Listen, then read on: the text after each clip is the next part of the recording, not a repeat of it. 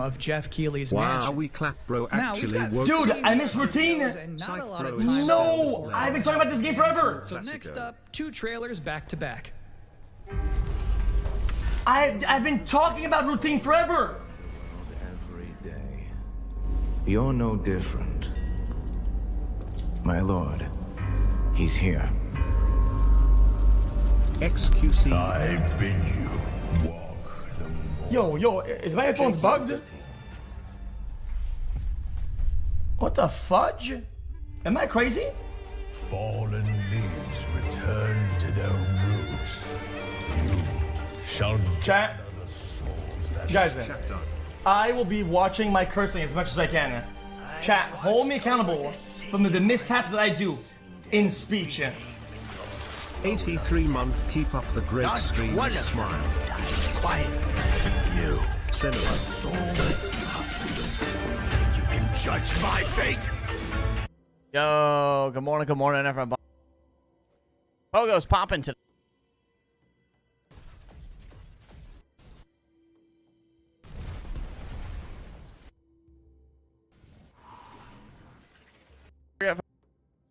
Gang, I guess that's right.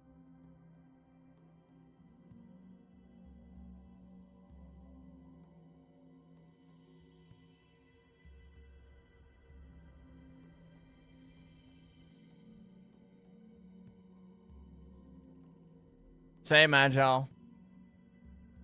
But I have like a decent 3-star. It's not like best, but it's 3 stars, so I'm be nice.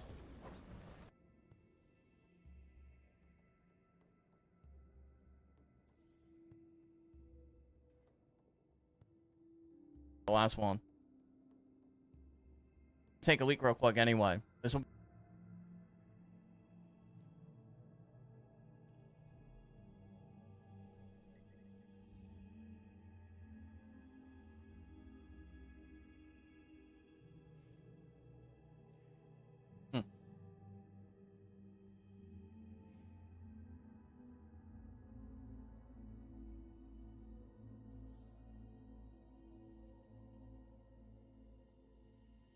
All right, hold on. Let's take a look at this. Dear Bungie, a musical response to the tweet. I was tagged by this last night, and so I wanted.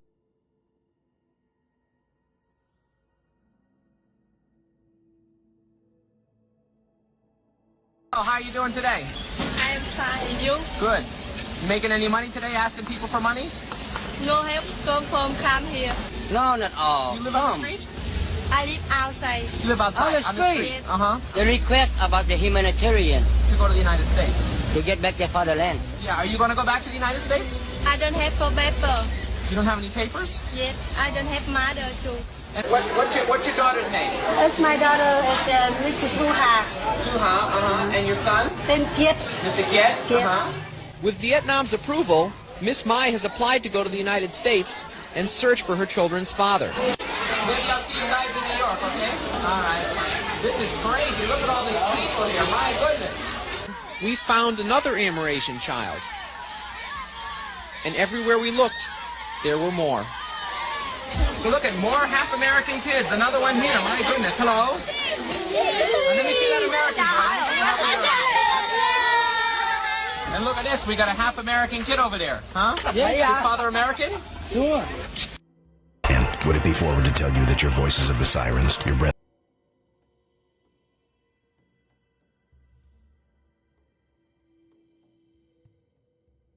All right, you.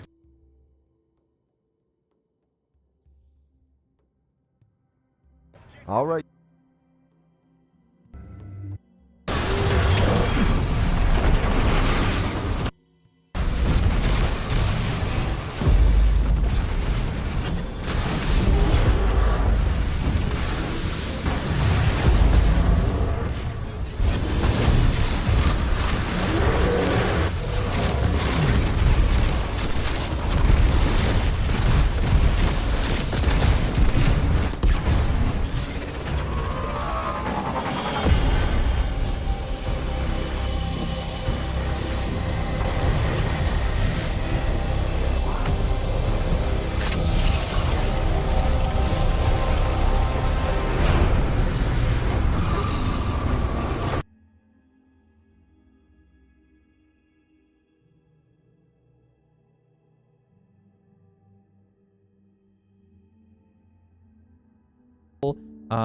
between the two because they're both hand cannons. They both have the same boss scaler.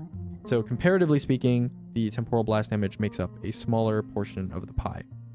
Next up, we have Adaptive SMG. This is going to be with Peacekeepers. Now, the problem with SMG is that I mentioned earlier that weapons that can bypass the internal cooldown and have a lower fire rate but higher damage per shot are going to succeed more with Temporal Blast. An SMG is the complete opposite of that.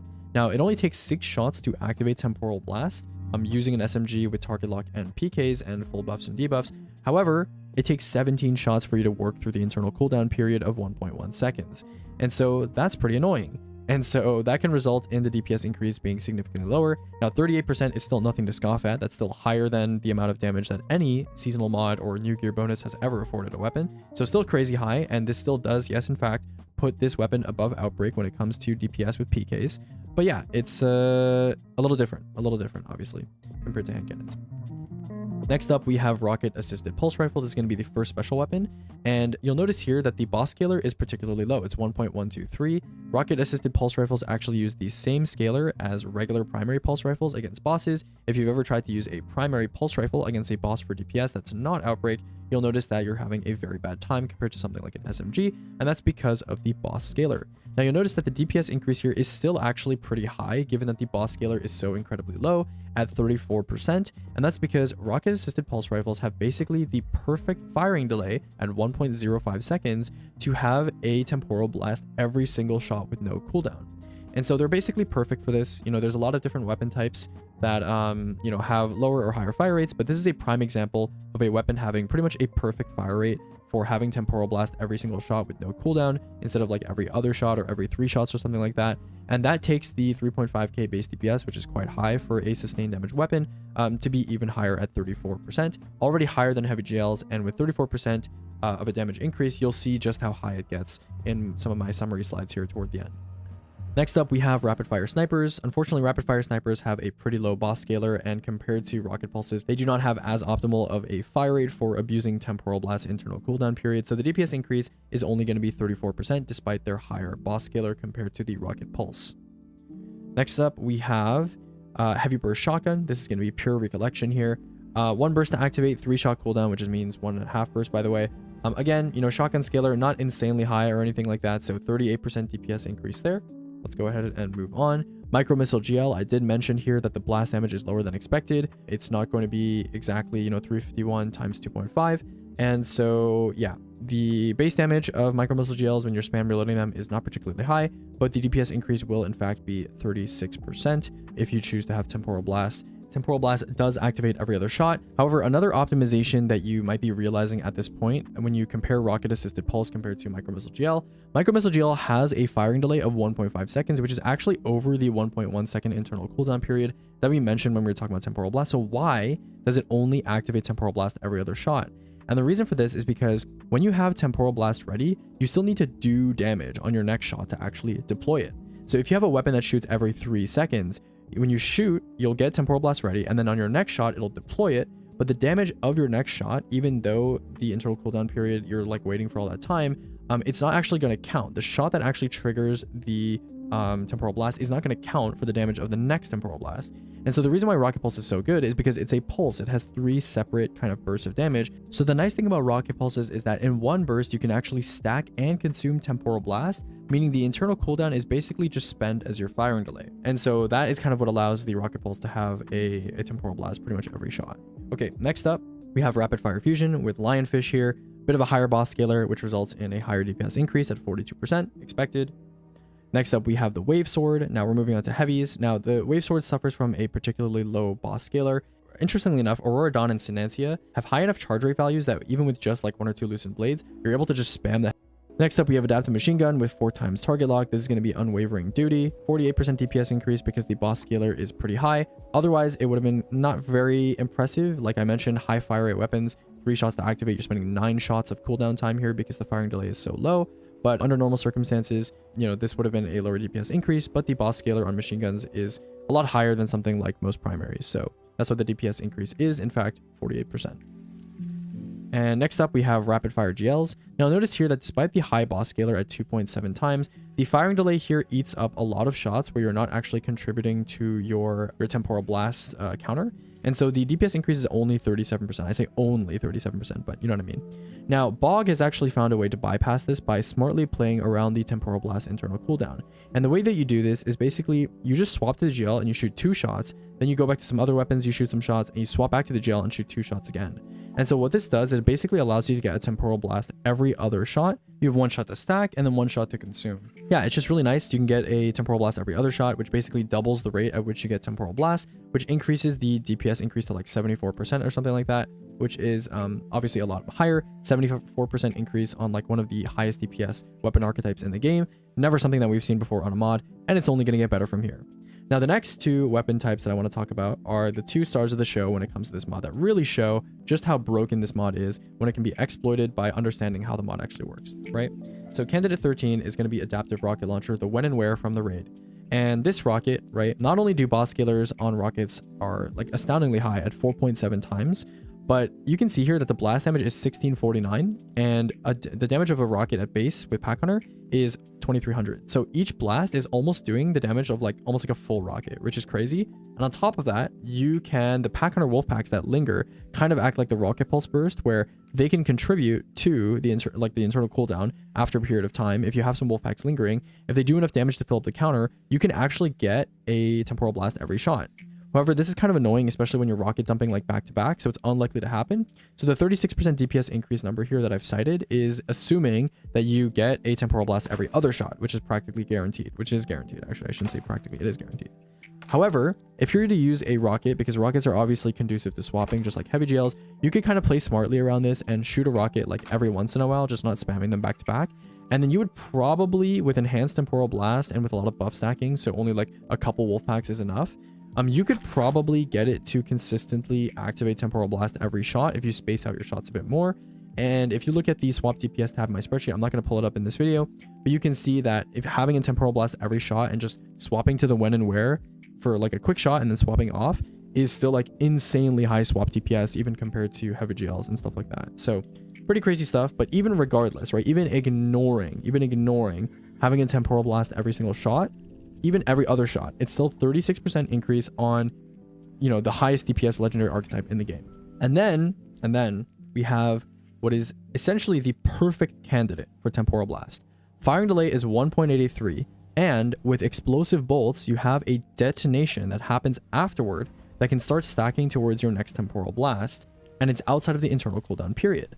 So what you can do is you can shoot, and the impact of your shot hitting the boss will activate Temporal Blast, and then the explosion will stack your next Temporal Blast for you. So every single shot, you're getting a Temporal Blast guaranteed, as long as your explosion actually goes off.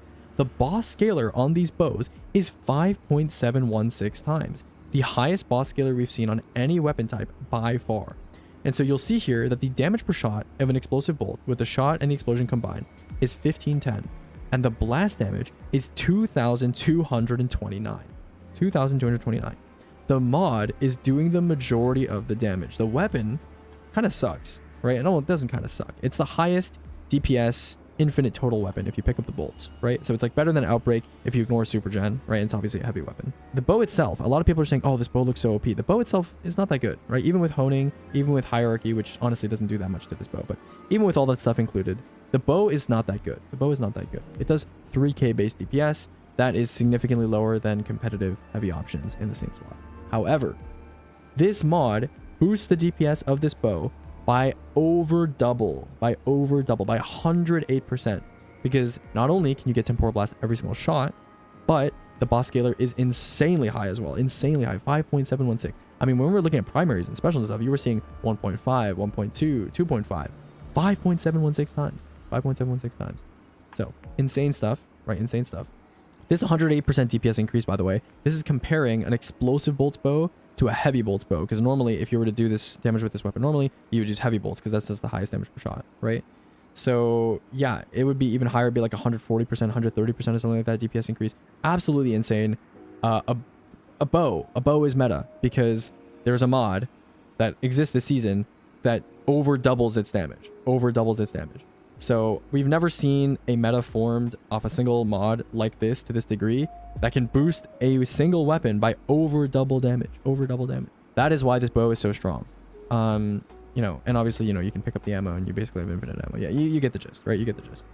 Couple that with the fact that both the strongest weapons this DLC because of this mod, the bow and the rocket, are both arc stasis, and we just got Bacchus. For those of you that have been tuning into the stream, if you saw the Hydra clip, all my teammates are on Bacchus. They're all in Bacchus, and they're all light shifting, and Bacchus has a 30+% stackable with everything buff to arc stasis weapons, right? So yeah, that's kind of the meta this season. That's kind of, you know, it's cooked.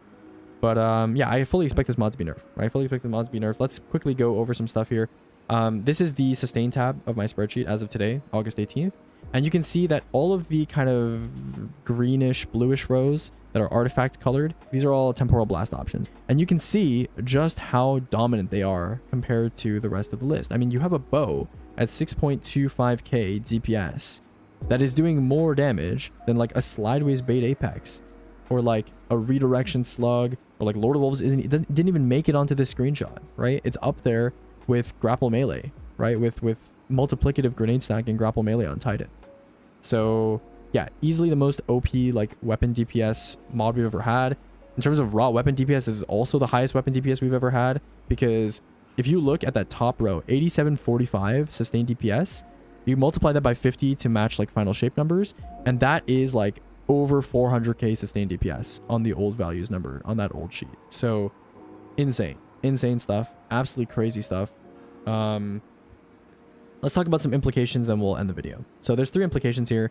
Number 1 is maybe in the future we will assume that certain weapon types, or just all weapon types, will not have backup mag on them anymore, right? Backup mag was like the default mod to have on most weapon types that are not single shot weapons in the past. And now maybe we're going to assume that we're going to be working with mag sizes that are smaller to make room for OP seasonal mods like this one.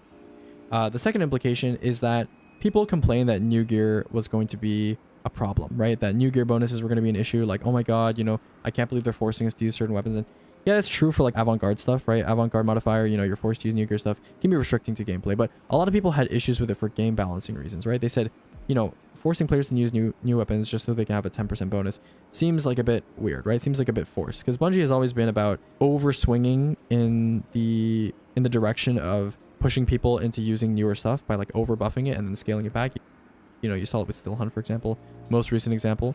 But this puts new gear bonuses to shame, right? Like, who cares about like a 10% increase to your weapon when certain mods are increasing your damage by over 2 times? This is going to be a little bit different of an activation pattern, but yeah, 75% DPS increase. Similar comments here compared to what I said in the last slide.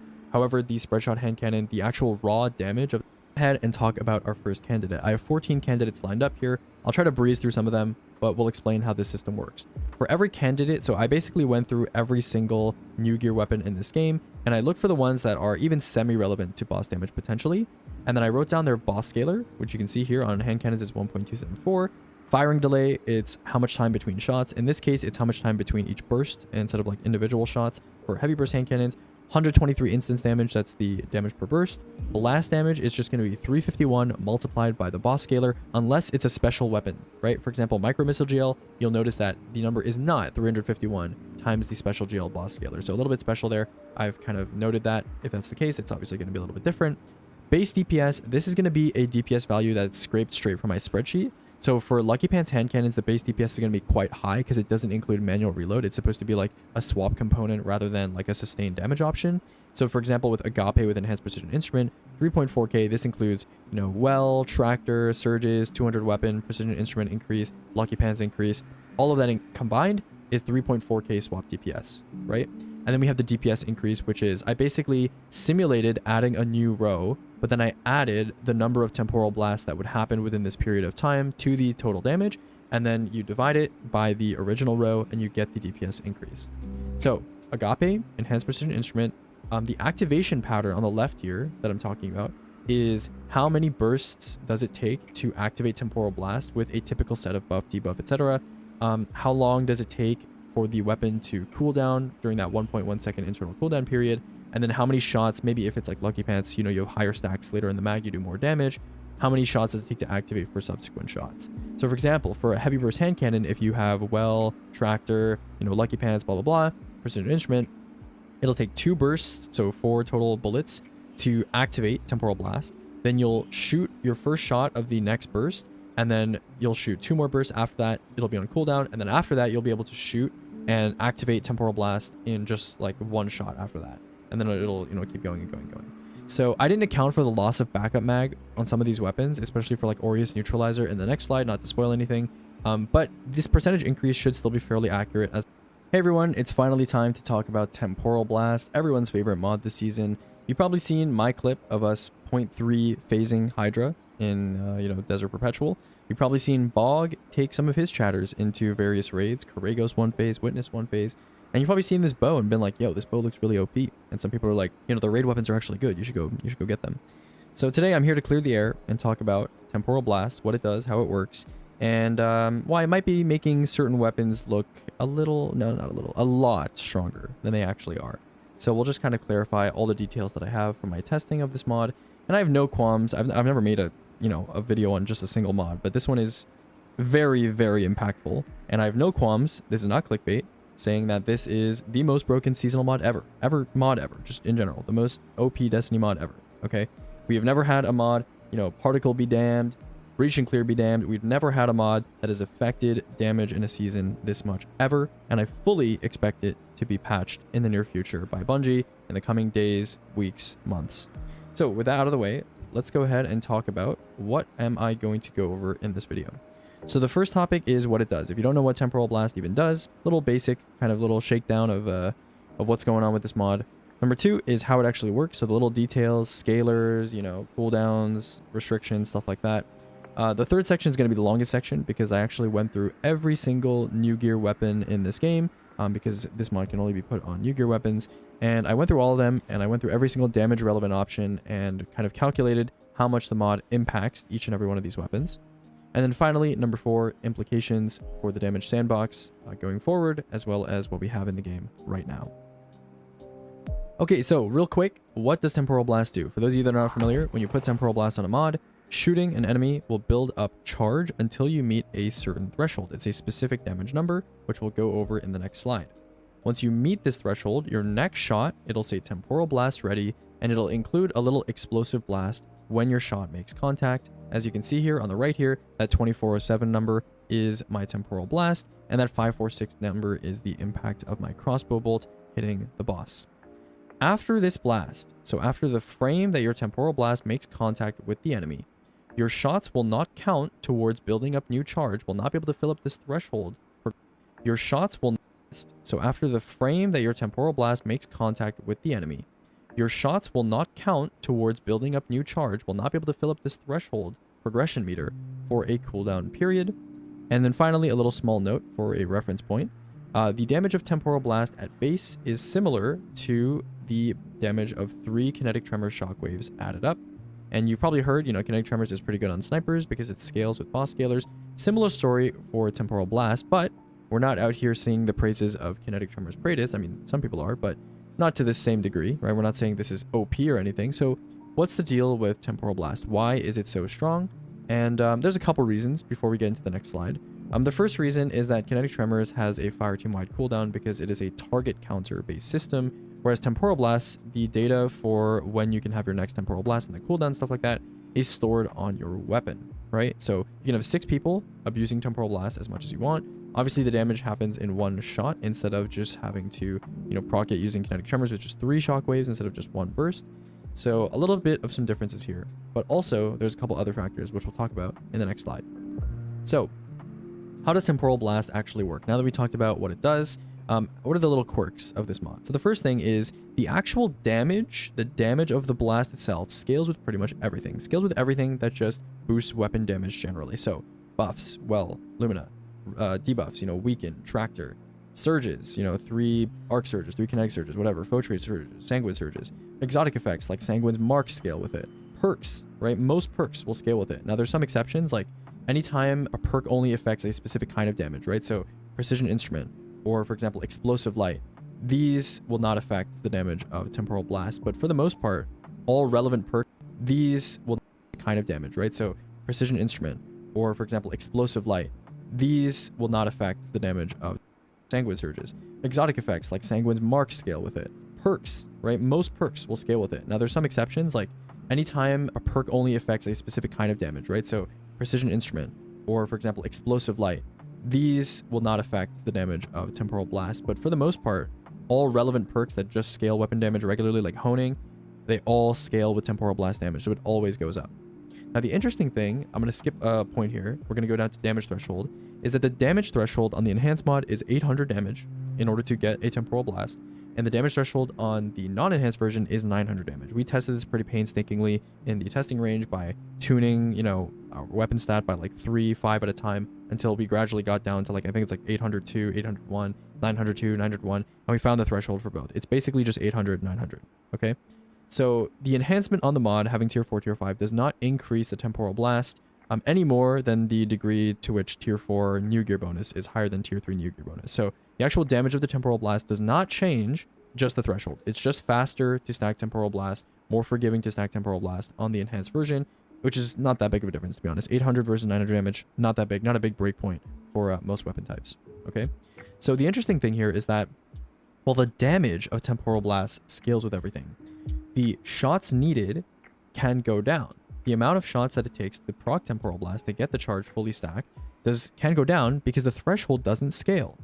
Just because you have a buff and let's say you have Well of Radiance down, you're doing 25% more SMG damage per bullet, it's not going to increase the threshold by 25%.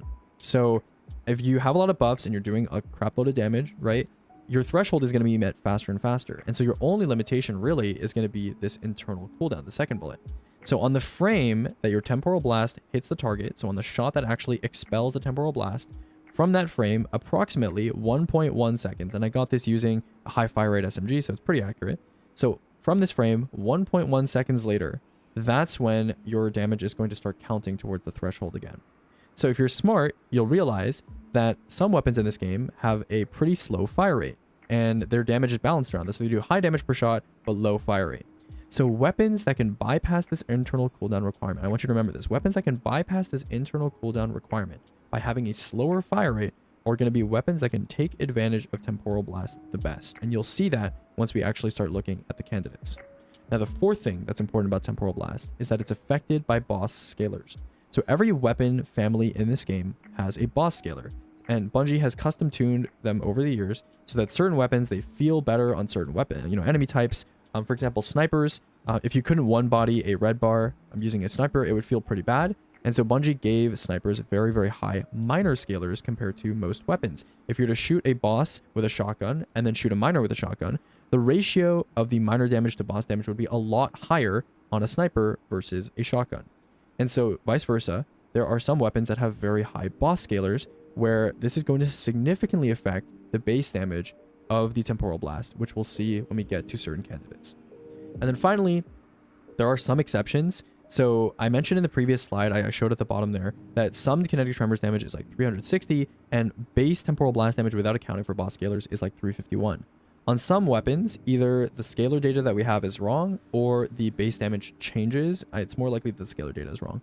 Sometimes the base damage changes. So for example, Micro Missile GLs is a recent memory that I can bring up because I did some testing, and for whatever reason, the Temporal Blast number is just lower than it should be. But for the vast majority of weapons, if you divide by the boss scaler of the weapon, you look at the number of the Temporal Blast on screen, you divide by the new gear bonus, you're going to get 351 as the base damage of the Temporal Blast number. So what I think Bungie was going for here, speaking of kinetic tremors, is like a mod that was kind of like kinetic impacts, where like you can just put it on a weapon and it'll kind of have like a kinetic tremors type effect for a little bit of extra damage. Unfortunately, what Bungie did is they kind of just applied boss scaler, multiplicatively on top of this damage so that heavy weapons will do more from their little Temporal Blast compared to like an SMG or something like that, so that it wouldn't feel like terrible on certain weapon types. Unfortunately, some weapons have very, very, very disproportionately high boss scalers, and we will see how that affects this mod's damage in just a second here.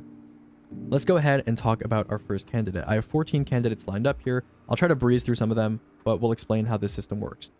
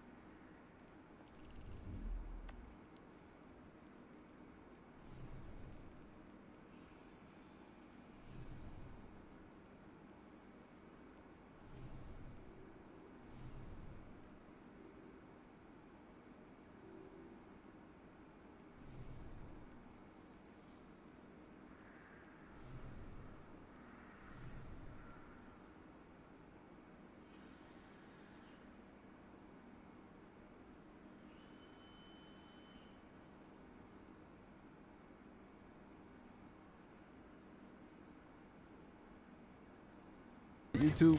Back in it for another one. And,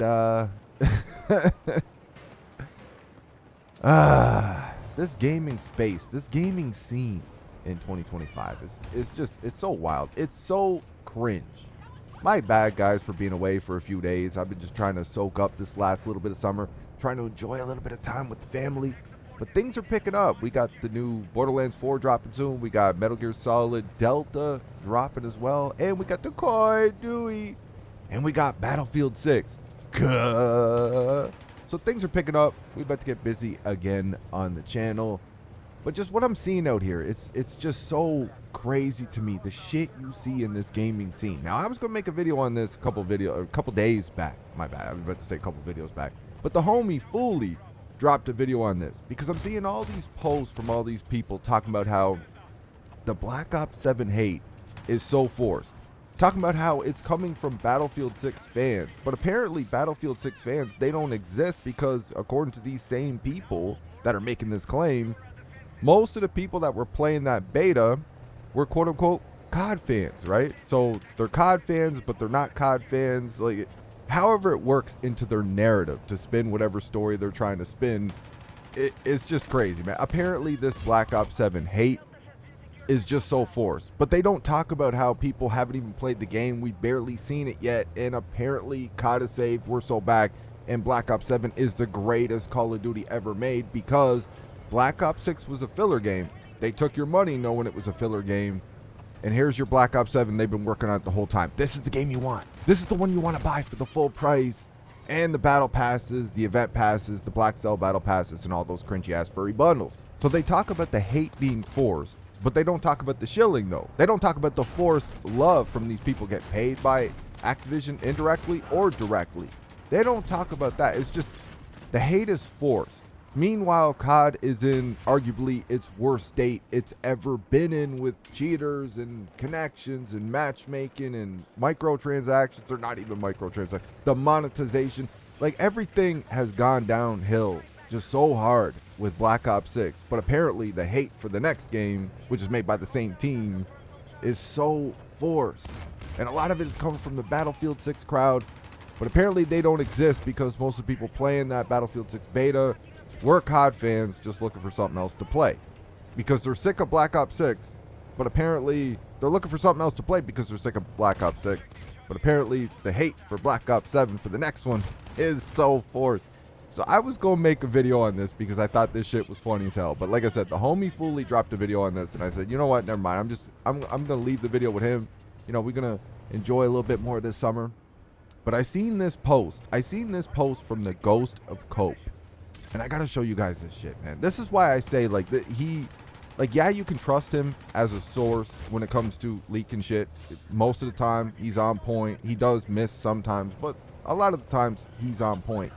But he definitely, like, he's not even so much on that fence. Like, I've seen things out of this dude that is just straight up COD super fanboy nerd shill. Like, you can't, you know what I mean? Like, you can't really trust him. Like, when it's opinionated shit, I don't really trust them. If it's just straight up facts or news, whatever leaks, yeah, I'll trust them. Opinions, not so much. Check this out. EA DICE are paying content creators thousands upon thousands of dollars to playtest and advertise Battlefield 6. No shit. Didn't Call of Duty do? Have we known Call of Duty's been doing this for years? I'm not going to go find the clips. I've already uploaded proof of this. We got clips. We've seen clips of Activision paying dudes like 400 grand to play Warzone and shit back in the day. We've known about this with Call of Duty for years. We got people out here with agendas on a mission claiming Black Ops 7 is the greatest Call of Duty ever made. We never even played it. They're view botting their trailers and shit. But okay, like, let's shine the light on Battlefield 6 though. When Battlefield 6 is actually doing something, you guys know I got my beefs with Battlefield 6. In every one of my videos, I have criticized the game because it does have issues, but we also got stupid potential with this game. Let's see what they do with it. He continues with creators who went to the Battlefield 6 next event, for example, got paid a minimum of 10K to attend with a top end of 300K for somebody like Tim the Tap Man. Yo, just seeing this, it's so funny to me, man. Like, how many DK Dynamites do we have out here pimping bundles on a regular? for Activision. Nobody's going to talk about that. How many shill channels do you guys avoid on a daily because you know you're not going to get the truth out of them? They're always hyping up. They're always pimping out COD. They're always pimping Activision. They're always fluffing that shit up, even though the game is in shambles, man. Like, you even try to tell them, like, dude, what are you talking about, man? This is what the game is like. Where's this coming from? Like, how dumb are you? And they'll just block you or some shit. Anyway, anyone who's had active involvement for months and is actively playtesting their BR is regularly getting paid big bucks. COD, on the other hand, has not done this for Black Ops 7 outside of paying for travel so far. So they have done this for paying for travel, right? We already know that they've done this in the past, and they've been doing it for many years at this point, paying creators to play their game. But here we got the Ghost of Cope shining this light on Battlefield 6, trying to paint Call of Duty in a better light. And it's like, here, man, you got to watch out for Battlefield 6, man. You ain't going to get the truth from these people. And he finishes it up with, be very wary of who is hyping this game up and what they gain from it. We see this year after year after year with COD after they drop slop year after year after year with the Call of Duty. Like, what the fuck is he trying to accomplish with this post, man? When he's out here hyping up, I've seen him out here hyping up Black Ops 7. I mean, this is the same dude that created It's Monday. He originated that shit. You can't use the Steam charts to show how down bad Call of Duty is during the week. You can't even do it on the weekend unless it depends on the situation, man. Like, you can only use the Steam numbers if COD is looking really good to people like this. Keshav, the code dude over there, Sir Charles, Shill Intel, the Ghost of Cope. Like, you can only use the Steam charts if COD is doing really good. If it's looking bad, though, then it doesn't matter. Steam never mattered for Call of Duty. Like, it's just, especially during the week, you can't use those Steam charts. Like, this dude originated that cheese.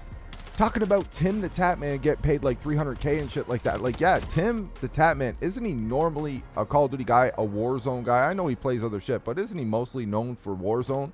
A lot of the people they invited to that event are Call of Duty people. So I would think that they'd have to persuade them a little bit, wouldn't they? Like, they're not typically Battlefield people.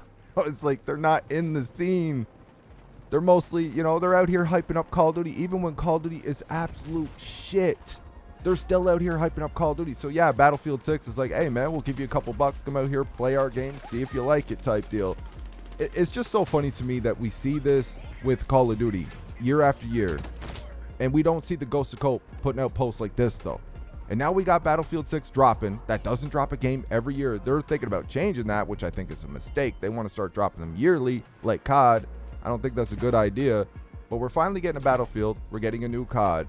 And instead of just letting both games exist, it's like, here guys, be very wary of what you see, the hype you see for Battlefield 6, because it's fake. They're being paid. Meanwhile, this is what we got going on in the Call of Duty. This is why I'm a tried and true. I'm patriotic with this shit. I'm a proud Call of Duty rage baiter out in this bitch. And that's why I enjoy watching these other people who keep it real about Call of Duty. Like, we need these channels. We need these people out here speaking the truth, because we got way too many shills. We got too many narratives. We got too many agendas and too much fucking bullshit, man. Too many fakes and phonies. It is what it is. When you come to my channel, you're going to hear my honest opinion. You're going to hear the truth. You ain't going to hear that fucking nonsense. I'm not going to tell you what you want to hear. I'm going to tell you how I feel about it, what you have to hear if you think about purchasing the game or whatever, and go and make your own decision. I don't like the gaming scene in 2025 is just so fucking cringe. Yeah, I could, if I wanted to. I could change up how I do things on YouTube, change the message that I have, the things that I say, and I would gain way more subs and I would make way more money. I ain't built like these people, man. I can't, I'm not gonna run my channel like that. It's just whatever. You wanna label me as a rage baiter because I keep it real about COD? I don't give a shit. I am a proud rage baiter, and that's the way it's gonna be. And it's just hilarious to me that we're seeing this right now from the Ghost of Cope, shining this light, trying to shine a little bit more of a negative light on Battlefield 6. Even though we have people out here who are COD shill accounts, channels, whatever, doing polls about Battlefield 6. What are you more hyped for, Battlefield 6, Black Ops 7? And even on those positive COD accounts, Battlefield 6 is overwhelmingly shitting on God with these votes. Like, the people are speaking, man. We played the Battlefield 6 beta, all right? We didn't play Black Ops 7. We played Battlefield 6. We know it's got some issues. We know it's got some potential. I just, you guys see what I'm getting at, right? With these, like, just, I mean, dude, he's preaching to himself, really. Be very wary of what you see out here, because there's a lot of fucking bullshit and agendas. That's all I got for this one. Let me know what you guys think.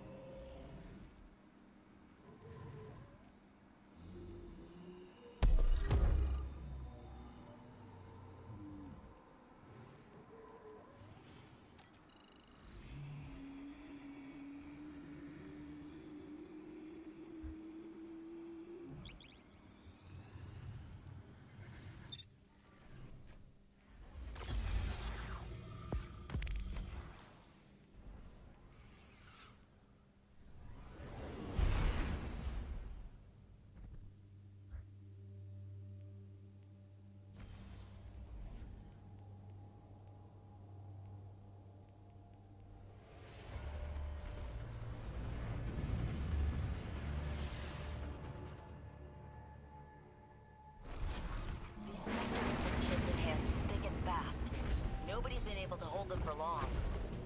Very good. Headquarters last fortification. Will be easier for the Guardian to bring down.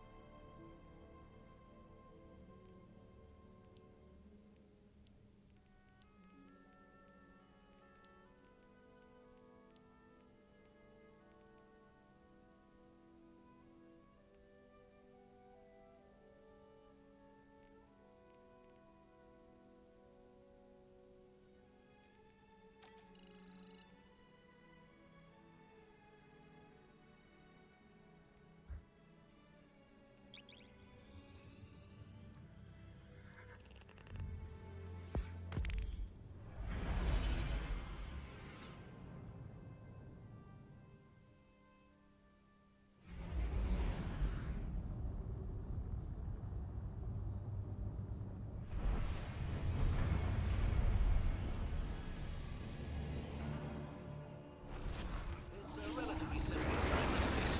I hope you won't be bored. Just the opposite, Devrim. After dealing with the anomaly, time travel, and advanced metaphysics, a straightforward mission sounds refreshing.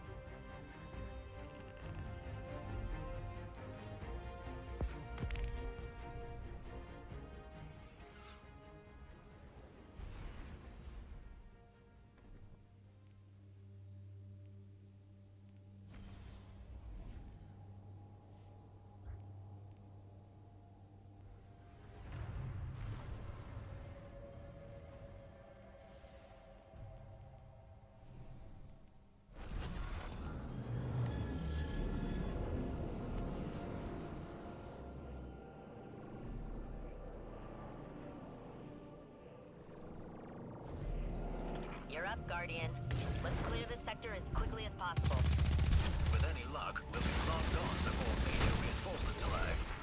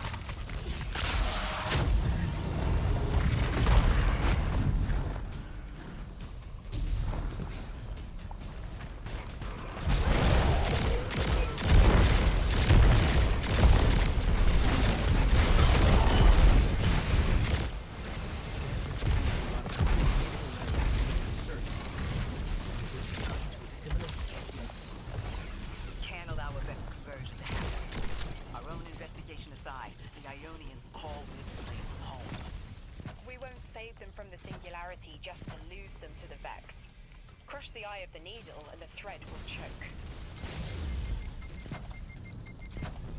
The Vex here aren't a splinter faction. The Conductor is leading them. Oh, Thunderash. How notice unfinished business. Desperation.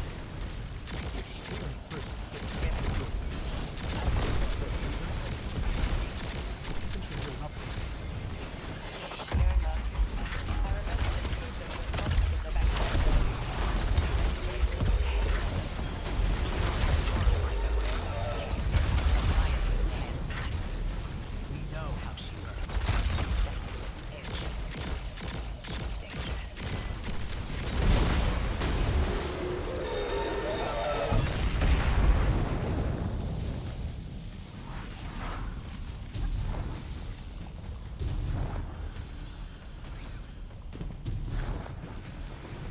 Guardian, that machine looks like another time-locked invitation.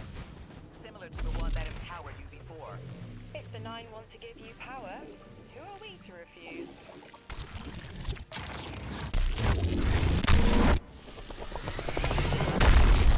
Now that's something. I can even see you now. When you're all spherical like that, it's almost like a star in the sky. We're connected through a chain of dark matter.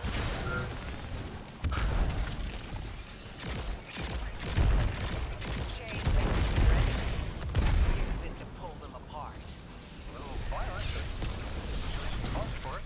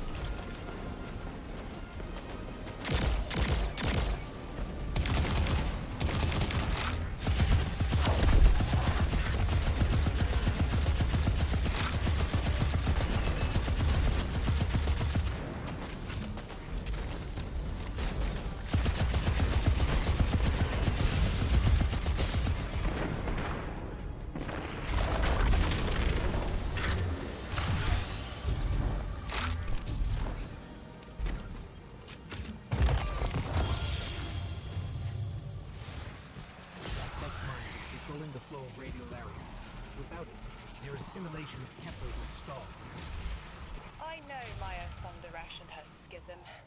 This shield was echinacea, sorry, an anti-paracausal shell. It is a spark of the Nine, derived from their power. I recognize its shallow anxiety. Kepler harbors their influence. You aren't suggesting they're helping each other? The Conductor and the Nine? No. This place has always been touched by the Nine. The Vex exploit it somehow. I can put this together, Ikora. I promise.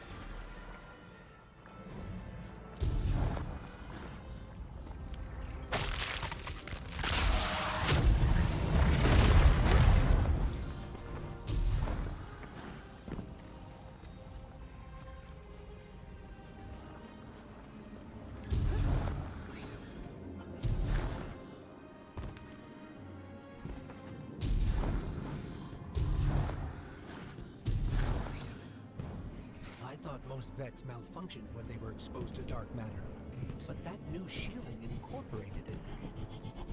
The Nine don't dabble in coincidence, and everything here is lining up too well. The Vex are stealing power, the Nine are at least allowing it. I'd rather not think of the implications of that. You've lived too long to carbonate in guesses. This time...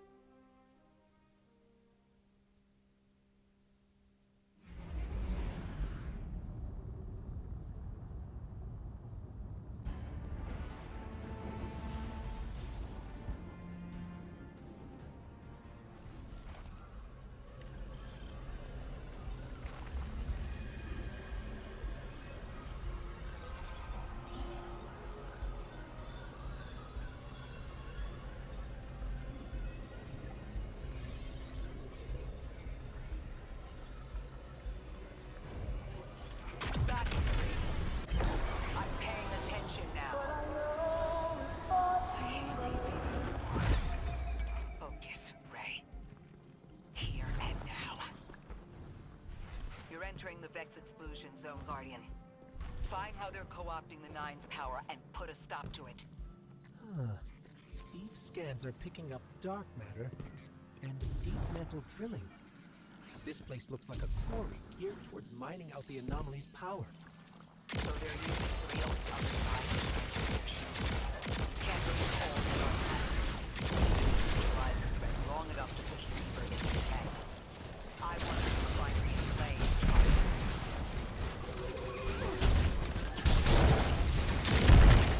How does dark matter relate to the Nine? My understanding is it's not mechanical and has odd qualities, but is still natural.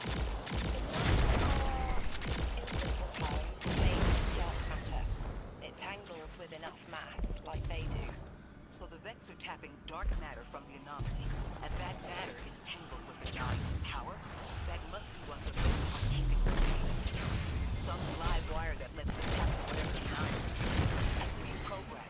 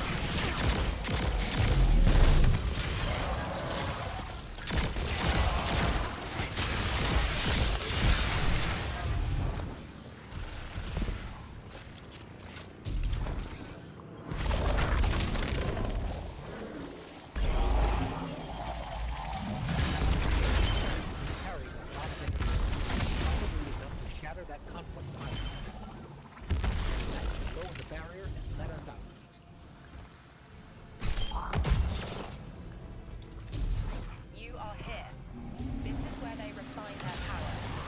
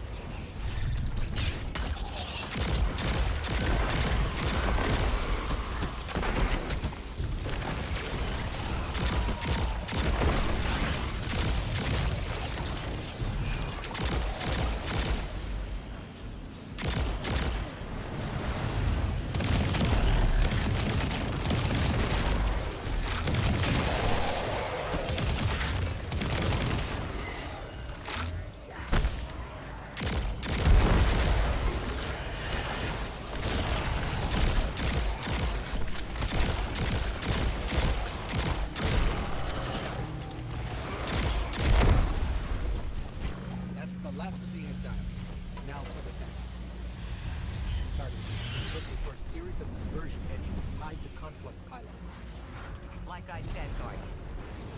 Leave it in flames.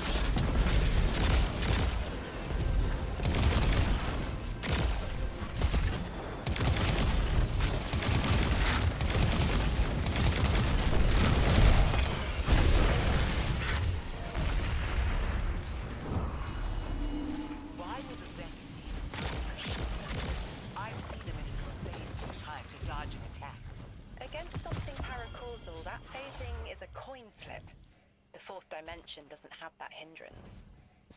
Knowing the Nine can subvert our agency is bad enough. But you're saying they can predict futures the Vex can't? The Vex find a future that suits them. The Nine engineer one through. It's intermediaries and pressure. Surely they follow some rules. Ikora, I know what it feels like to have your autonomy brushed aside. That woman is dead, and Lodi worked hard to protect her memory. But in the eyes of the Nine, you exist simultaneously. A constant. Stop, Ori. These orders matter. I know who I am.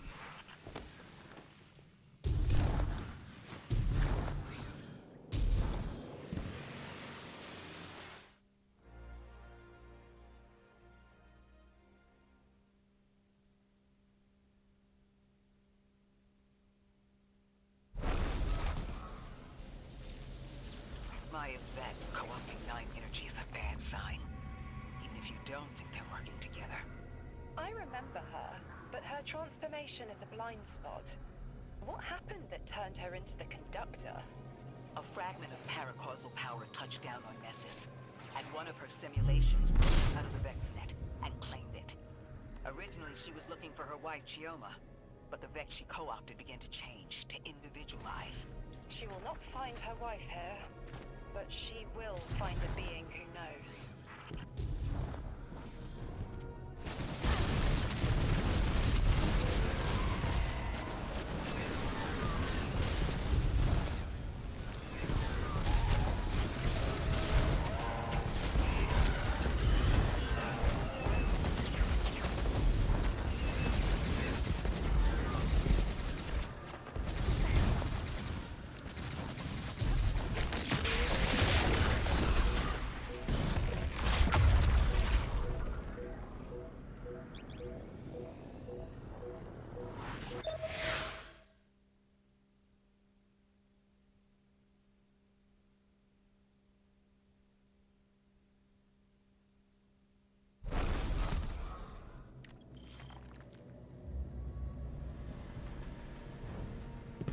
That's strange. Some of the radiolaria in the Vex down here is reading as being from, well, not our timeline. They're trying to wall off our path. We'll have to push through some familiar territory to reach the line maintaining the dampening field. If Guardian dismantles it, we'll have enough Strangelet capsules to safely reach the singularity. And Three's on the other side with our message. One step closer to an answer. One last.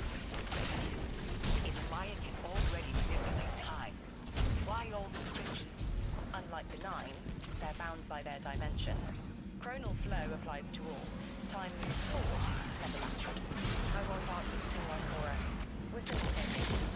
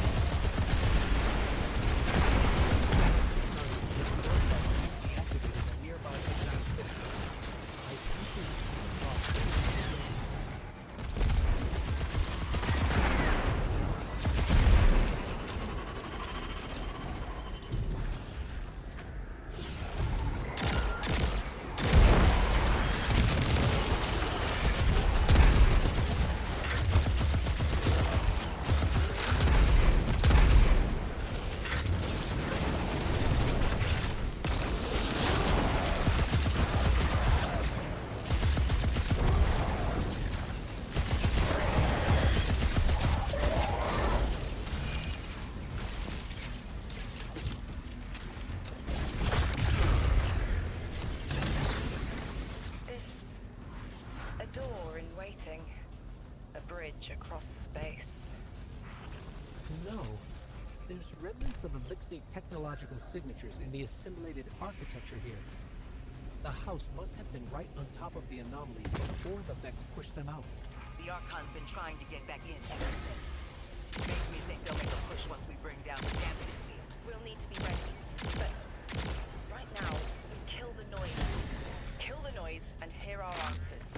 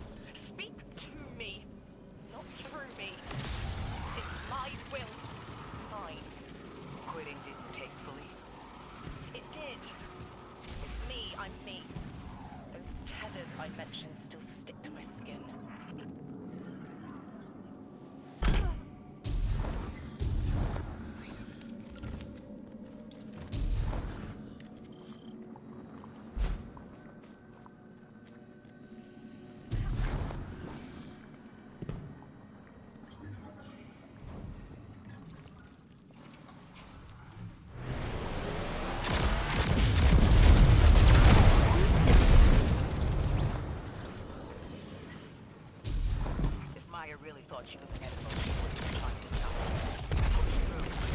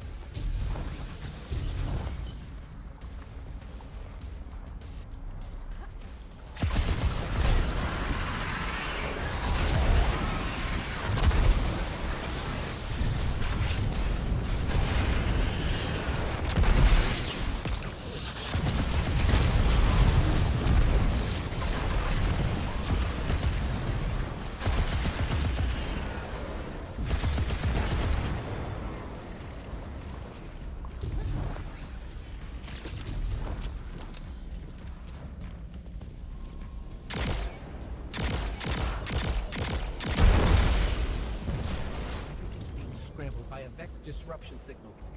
Follow the cabling and we should find the source.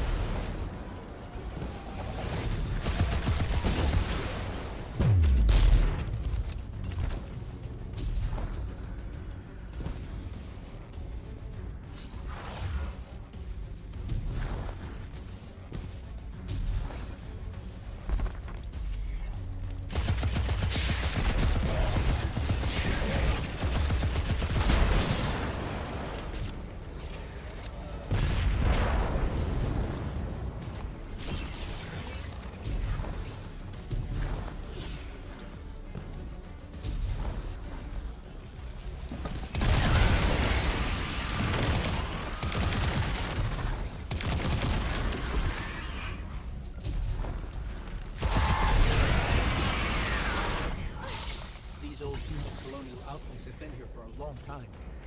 I wonder if they were researchers or they captured this.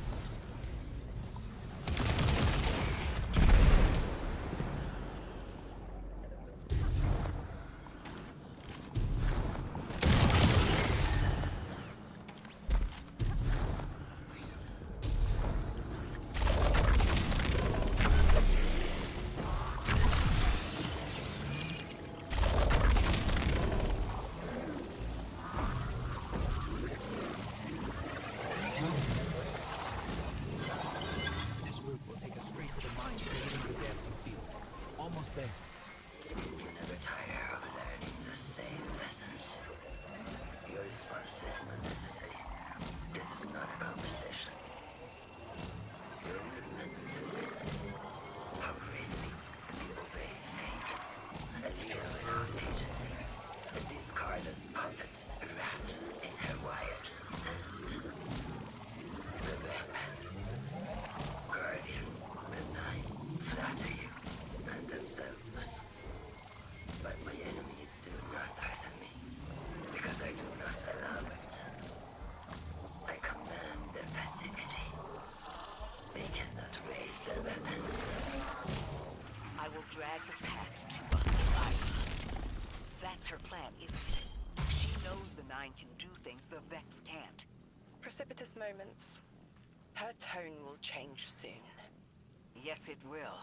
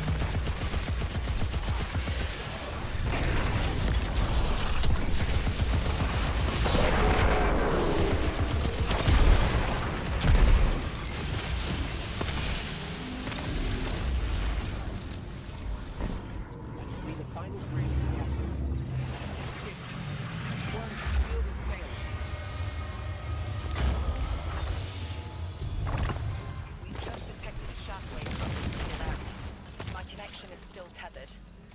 Ikora, I'm letting 9 in. Talk to me to talk to them. We have questions. Commander, answers later. Bask. Perihelion around my maypole. But I do have a message for the weapon to be. Guardian, we knew salt water would evaporate. Missiles aping at solar flares would collide. Humanity was destined to burn. Free and I, well, looked at the Valley of Unknown Space. We saw...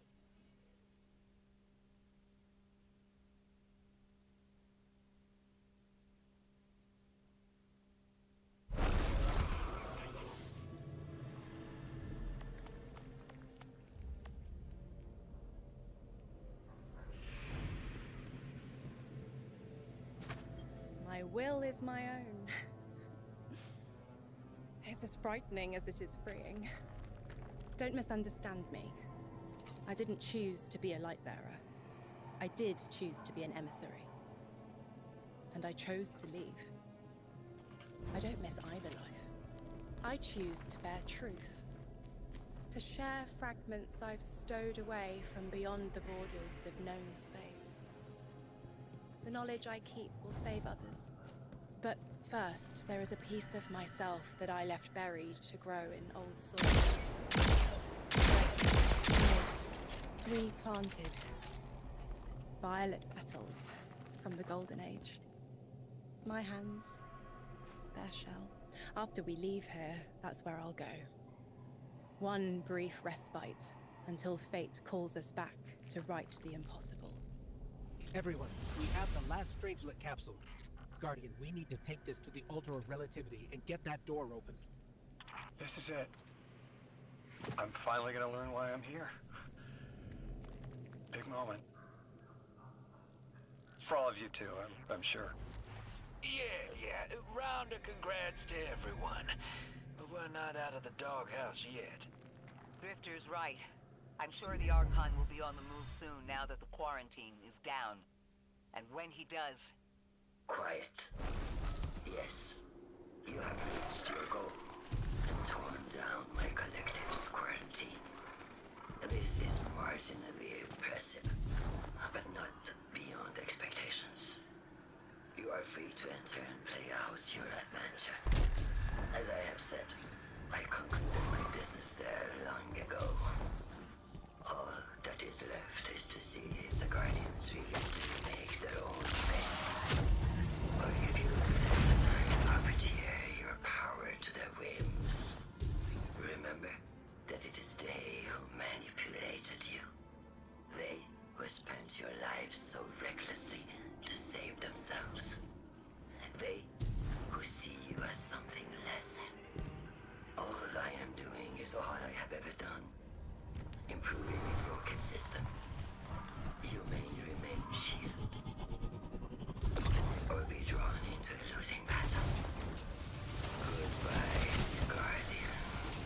Guardian, drop everything you're doing. The reactor for the Academy is reality.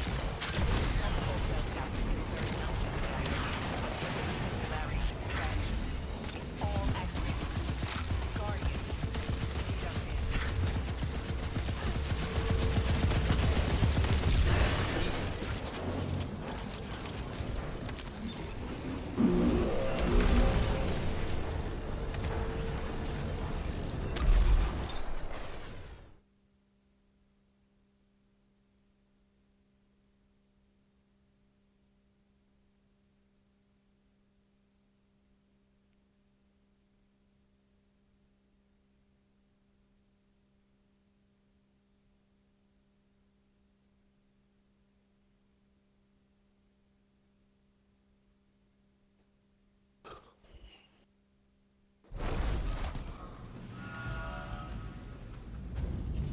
Guardian, this is an emergency.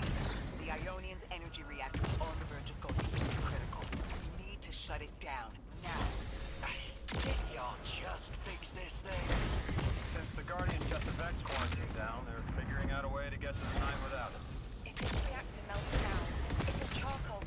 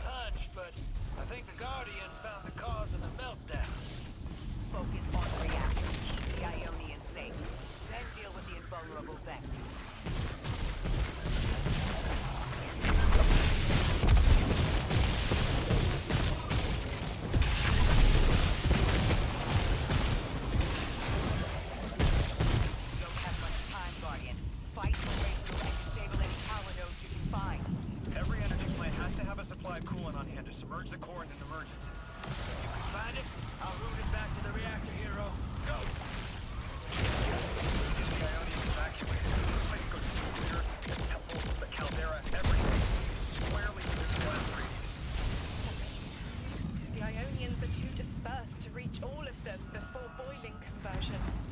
Guardian, buy us as much time as you can. We'll assess our options. Damn it! This thing's hammered and cooled like a silver. I need to react. The reservoir is cracked, but I can contain the pressure. Only if this will just have to continually resonate. But Cora, don't worry about me.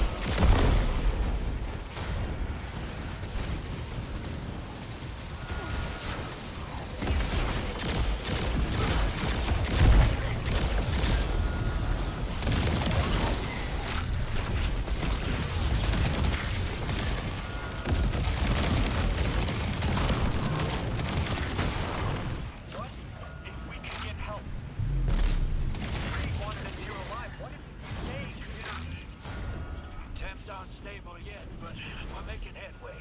Akora, you hold together the coolant walls? Go. Buy us anytime you can. Something's wrong. Three flashes. Everything's on fire. Is this the collapse? Oily rain? It's kicked back. Stones are radiating. Ready? I'm tied. Talk to me, please. Bree, we need help. It's just showing me things. An eruption in a tundra, a bear boiling in mud, in a forest of ash. Bree, the reactor is melting down. We need you to help us. Stop showing me. Talk to me. Damn it, why are you showing me this? Why won't you help? Cut the connection.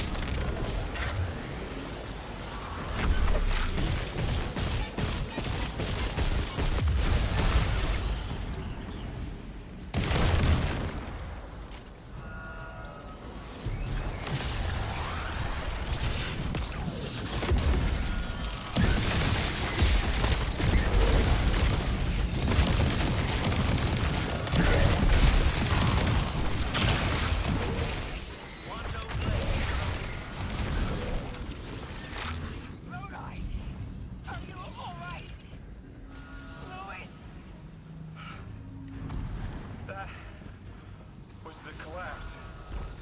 And then a little earlier. And then way earlier.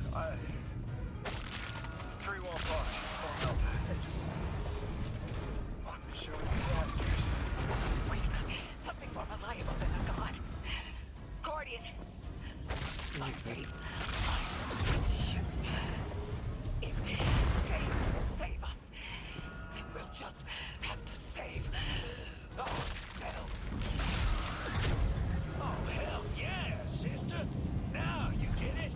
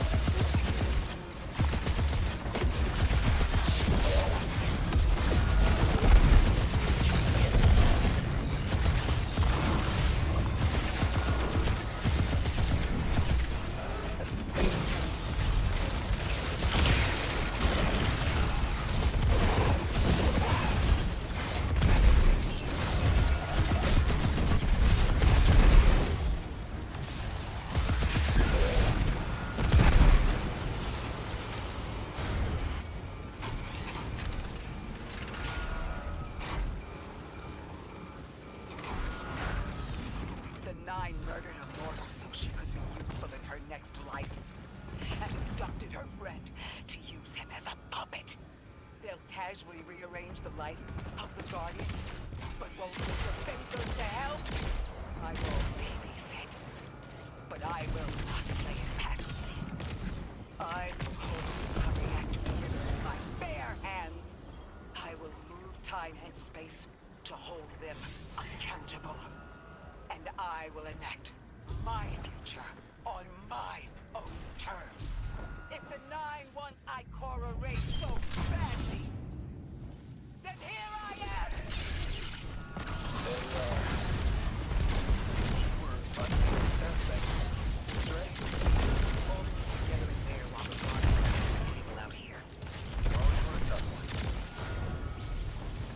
How many times have you done?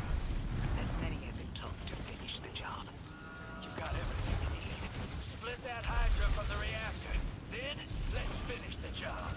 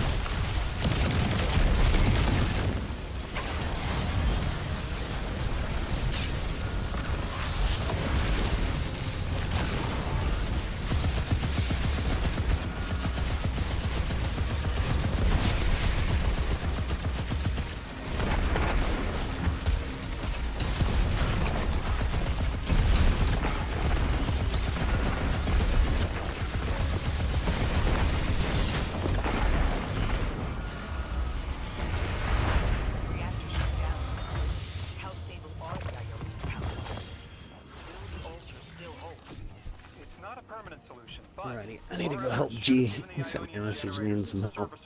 I'll be back here in just a little bit. remain stable, and we'll still be able to get through. Bree's waiting for us on the other side of that door. Ms. Ray, not to rush us, but the facts are flocking to the singularity. We should follow. I want answers. As do I. You and I have come too far to not know the reason why we're here.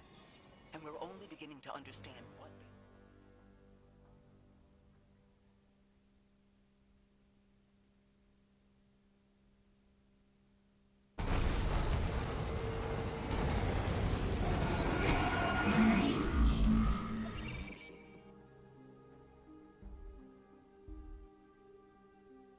Oh, wait, Guardian, Orin, hold up.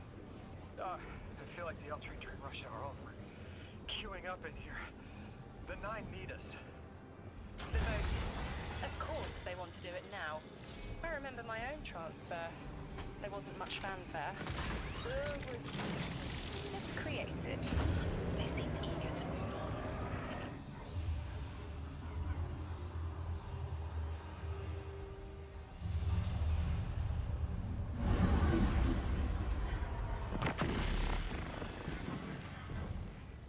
Guardian, hurry. The 9 want to talk. Formally, and they're not too keen on waiting. Yes. Pressed glass. Light shining. Standard procedure. Let them in. They're here. Oh, good. I was worried they would start without...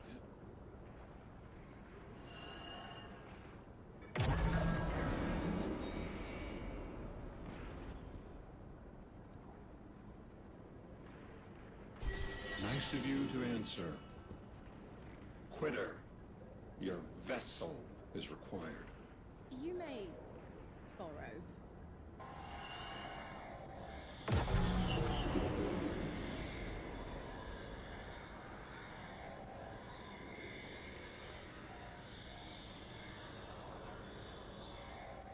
Captured audience assembles.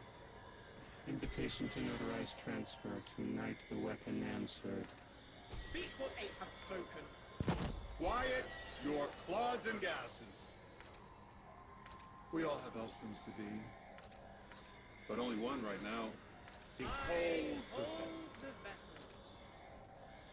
Old. And new.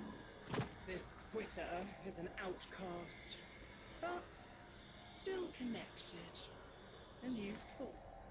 This beautiful boy is the emissary to be.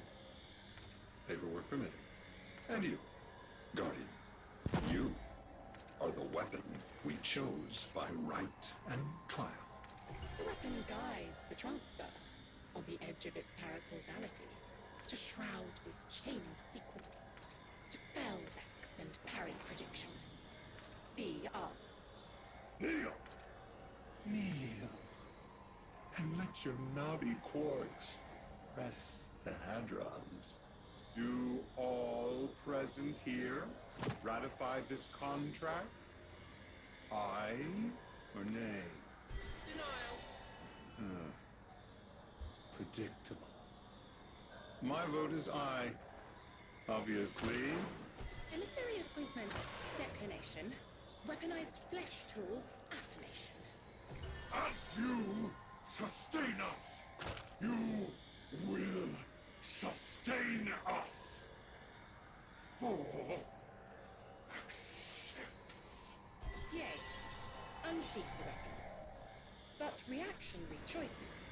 Empty-seated. Nay to the emissary.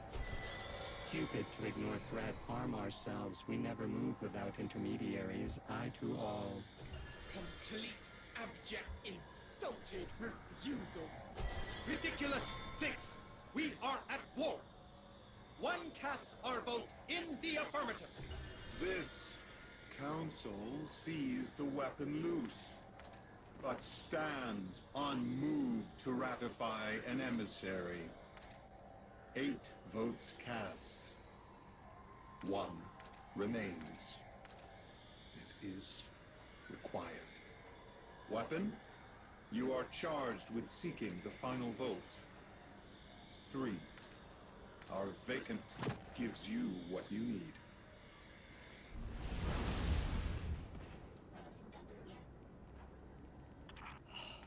Never again.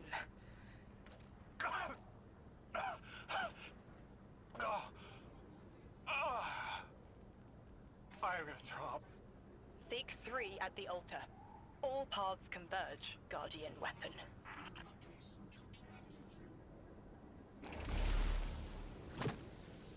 Guardian, all the 9 seem to know what the weapon is for, but I don't have a clue. All I felt when they were talking about whatever you were for was terror.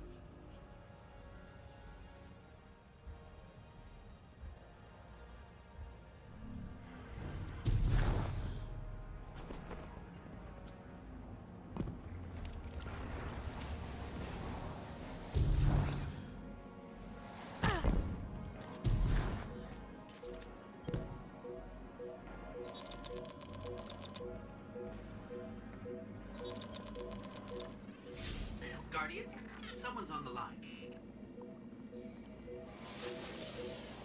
I know folks speculate about my haul behind my back. But what they don't realize is, I don't know a damn thing about it either. Arnor called it an engine of pure potential. But potential for what? I never knew, or cared. Long as I fed it dark motes, it kept spitting out primevals. And that was good enough for me. But since we arrived here, that old hall's been acting real squirrely. Like it's trying to give me the slip. I never thought of the motes we put in there as sentient. Of course, all the baddies you dusted probably felt some kind of way about it. But the motes themselves, I reckoned they were just leftover scraps from your target practice. But the way the hall's yapping at me, I think maybe they wanted to be dunked.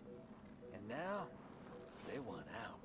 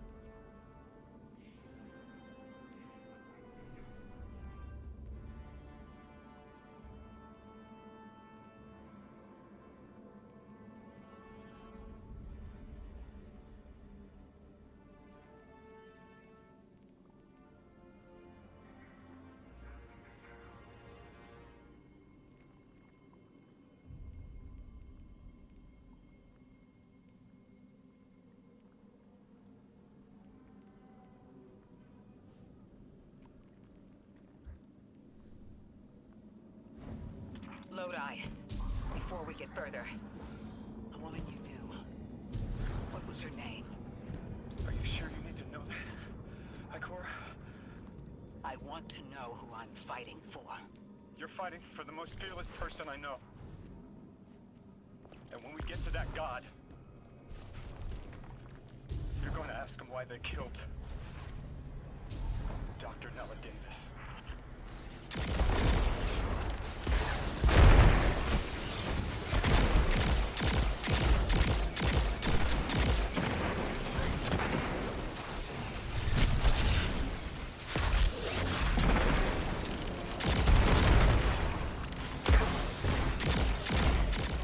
Yo.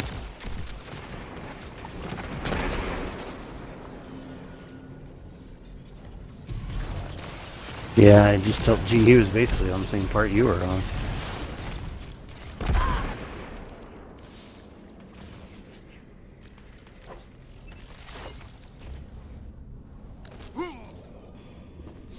It messed me up. I looked down thinking you were below me. Yeah, this is it.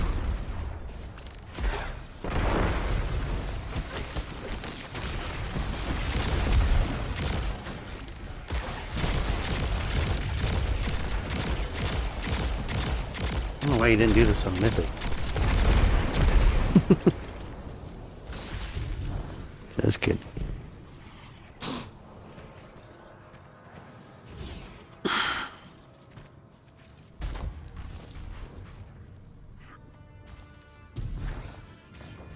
The transfer was successful. My senses are beginning to settle. I feel smaller. Couldn't help but count while you all were calling the nine, but, still three.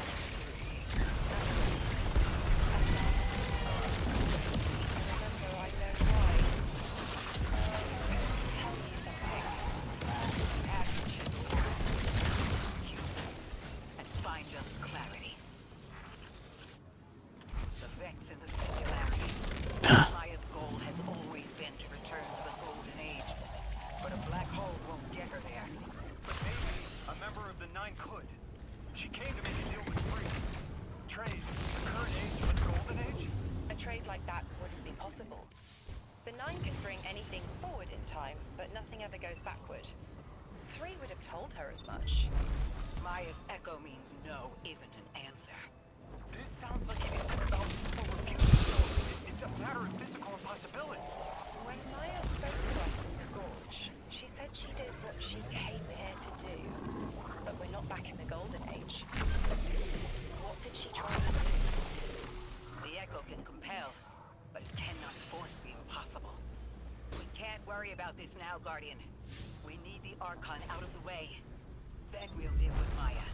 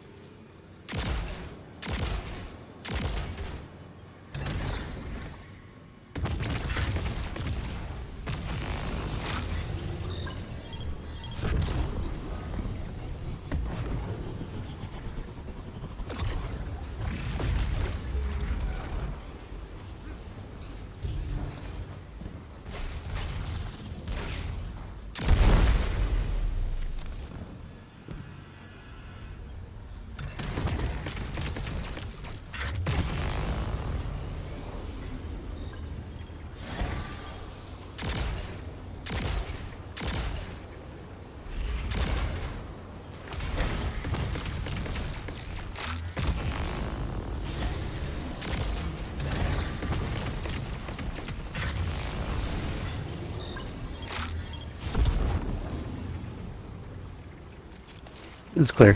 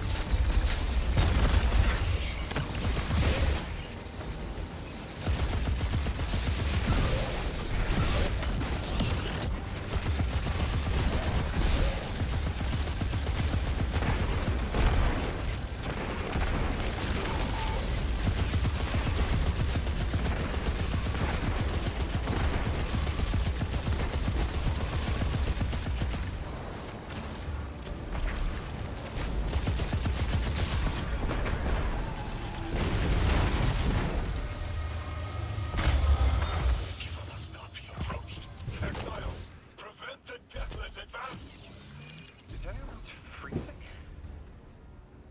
Muscles are blocked? I feel awful. Something's wrong. Orin? I felt that too. The day after I quit. Joints locking up, frozen head to toe. Something was very, very wrong. The Archon is hiding the truth from his people. Drifter, you need to bring your ship close. I'm remembering part of the message I was meant to deliver. Ready the derelict? Bring the haul. What? Why? Because I'm supposed to tell you now.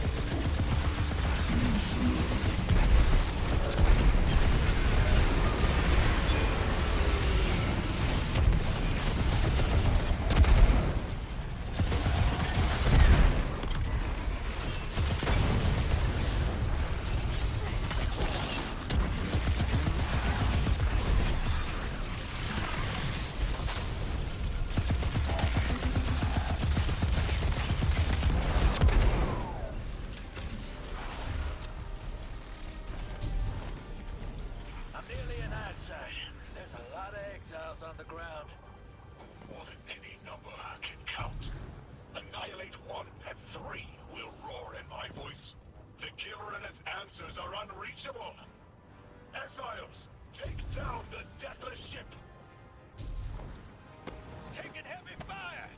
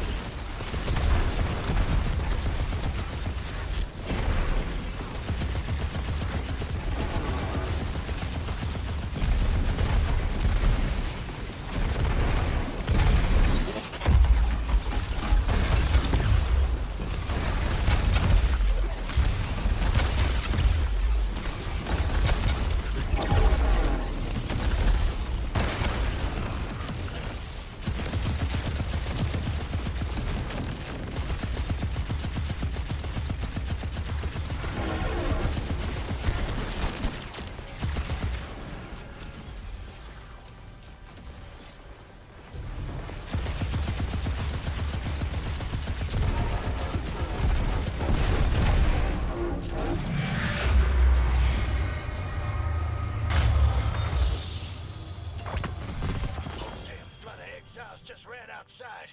Archon's not bluffing. Can't get close to whatever the hell that is. I'm taking too much fire. No. This is how it happens, isn't it? I don't need to breathe. Ikora, why don't I need to breathe? Am I dying? Hold on, Lewis. Almost there.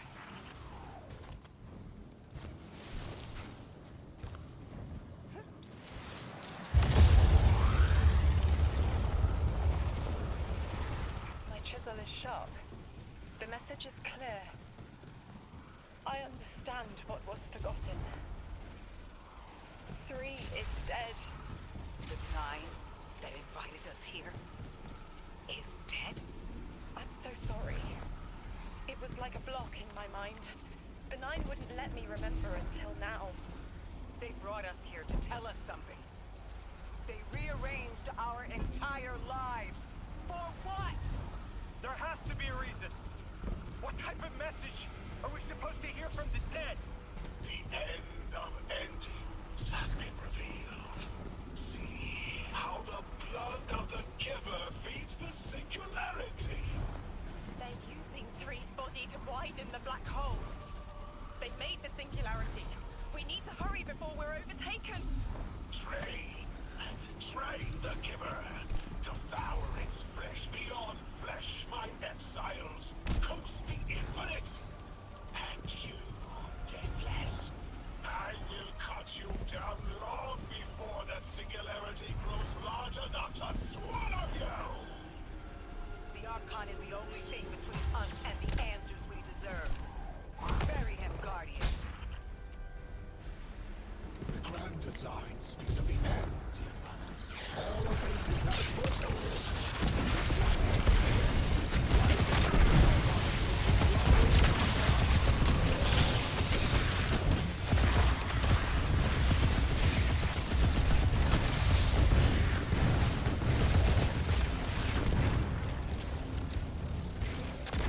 inside that thing. There appears to be drawing power from the catch above. We need to power it down to get him out. Guardian, let's get to that catch.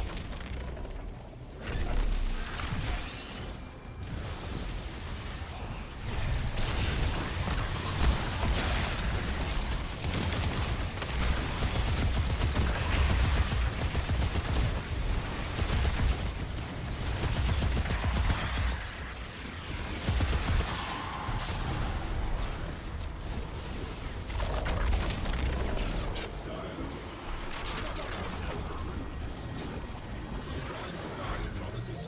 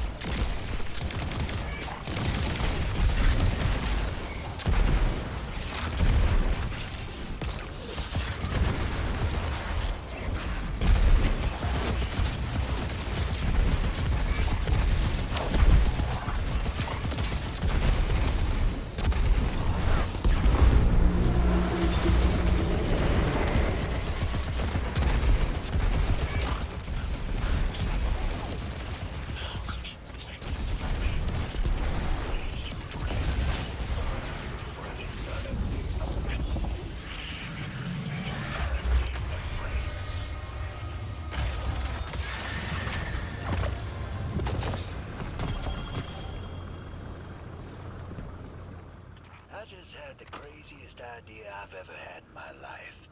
What if we can wake it up? What if that's what the Hall is for? Play the game. I spent years filling it with energy. The Hall knows what it was made for. We intervened so Drifter would bring the teams to divide them. Brought Lodi to give them a voice. Summoned the weapon and myself so we would hear their message. I don't want to see Kree again. You were brought here to raise the dead. Bring them to life. They'll close the tap, wake them, and listen. Orin, wait, this call? Alright, John. I'm gonna bounce. I might be back on later on, but I gotta make some dinner.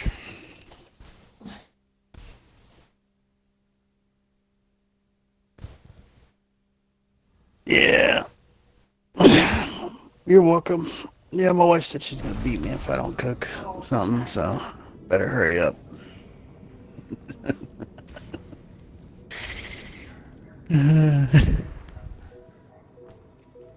Yeah. No, don't get me wrong. I love some pizza. I totally do it, but she's not a pizza gal.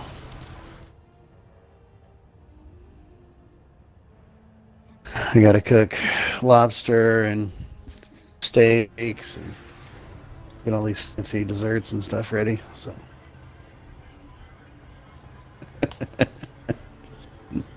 Alright, buddy. Have a good one.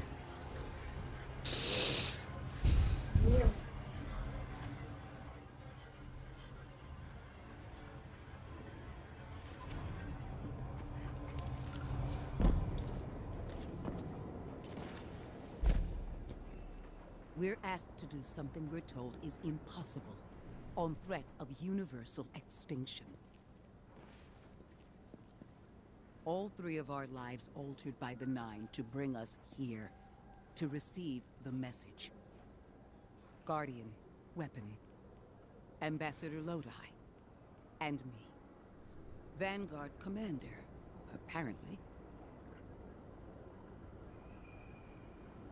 And I never meant to go into politics. I still don't know what I am now. But I know I'm still me. I want to help. I want to say hello.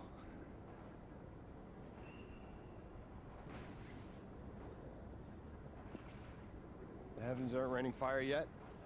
All we can do is pray that 3 bought us the time we need and get to work.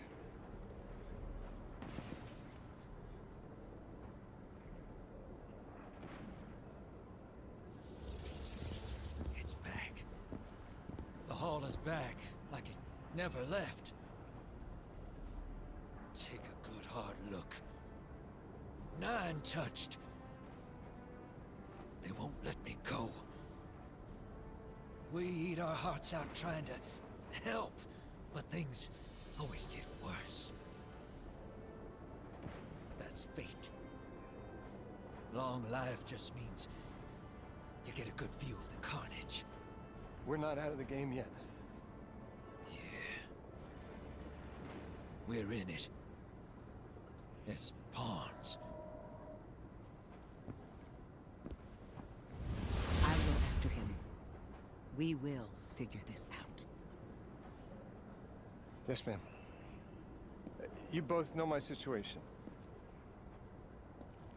This is my time now. I want to be of service. Is there a place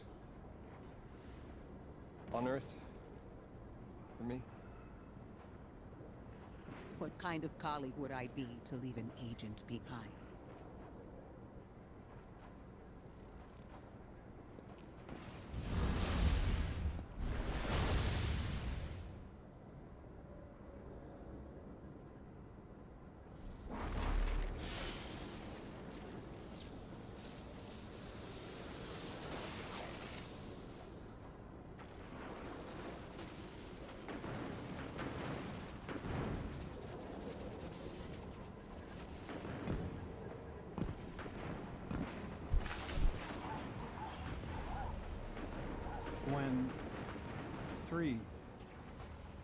spoke through me.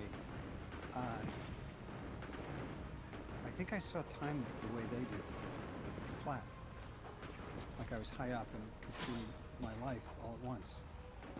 It was hard to make out where I came from. It was so far away, but I could see where I am.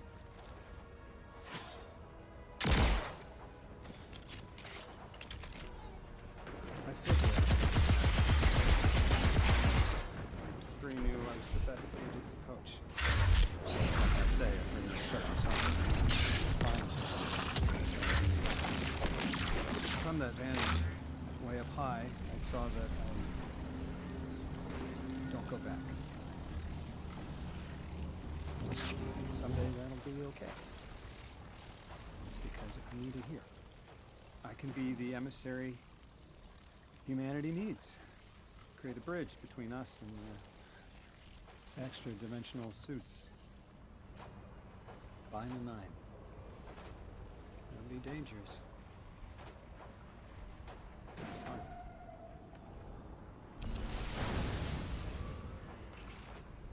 I'm the emissary now. 2 feet in 2 worlds.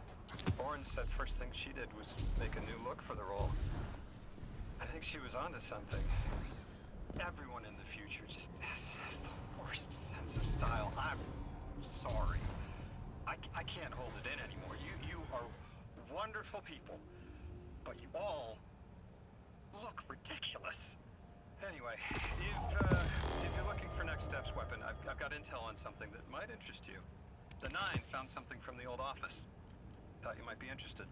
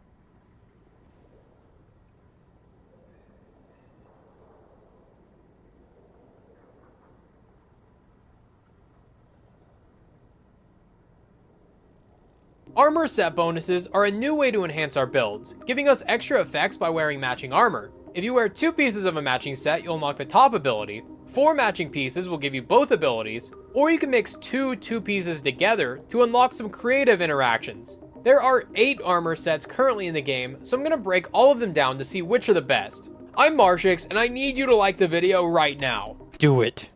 Up first is TechSec. This comes from both solo ops and fireteam ops, so getting a good set is extremely easy. The 2-piece makes our kinetic weapons deal more damage to combatant shields and guardian shields, as well as vehicles and constructs. This seems to be a 3 times damage increase to shields, which is really nice to have in Master and Grandmaster content, when the enemies have a lot of shields and when you're dealing with barrier champions. And against constructs, you'll deal 15% more damage. And this plays directly into the 4-piece, which creates a disorienting shockwave each time you break a shield or kill a powerful combatant. So you're breaking shields quickly and then blinding everything in the process, making it way easier to clear out waves of enemies, assuming there are shields every once in a while. This works great with exotics like Wishender, Arbalest, and Microcosm, since those are all kinetic weapons that already have shield breaking capabilities, but realistically, any kinetic weapon will be good. Outbreak Perfected and Kvostov are already incredibly strong, and this set just makes them even better.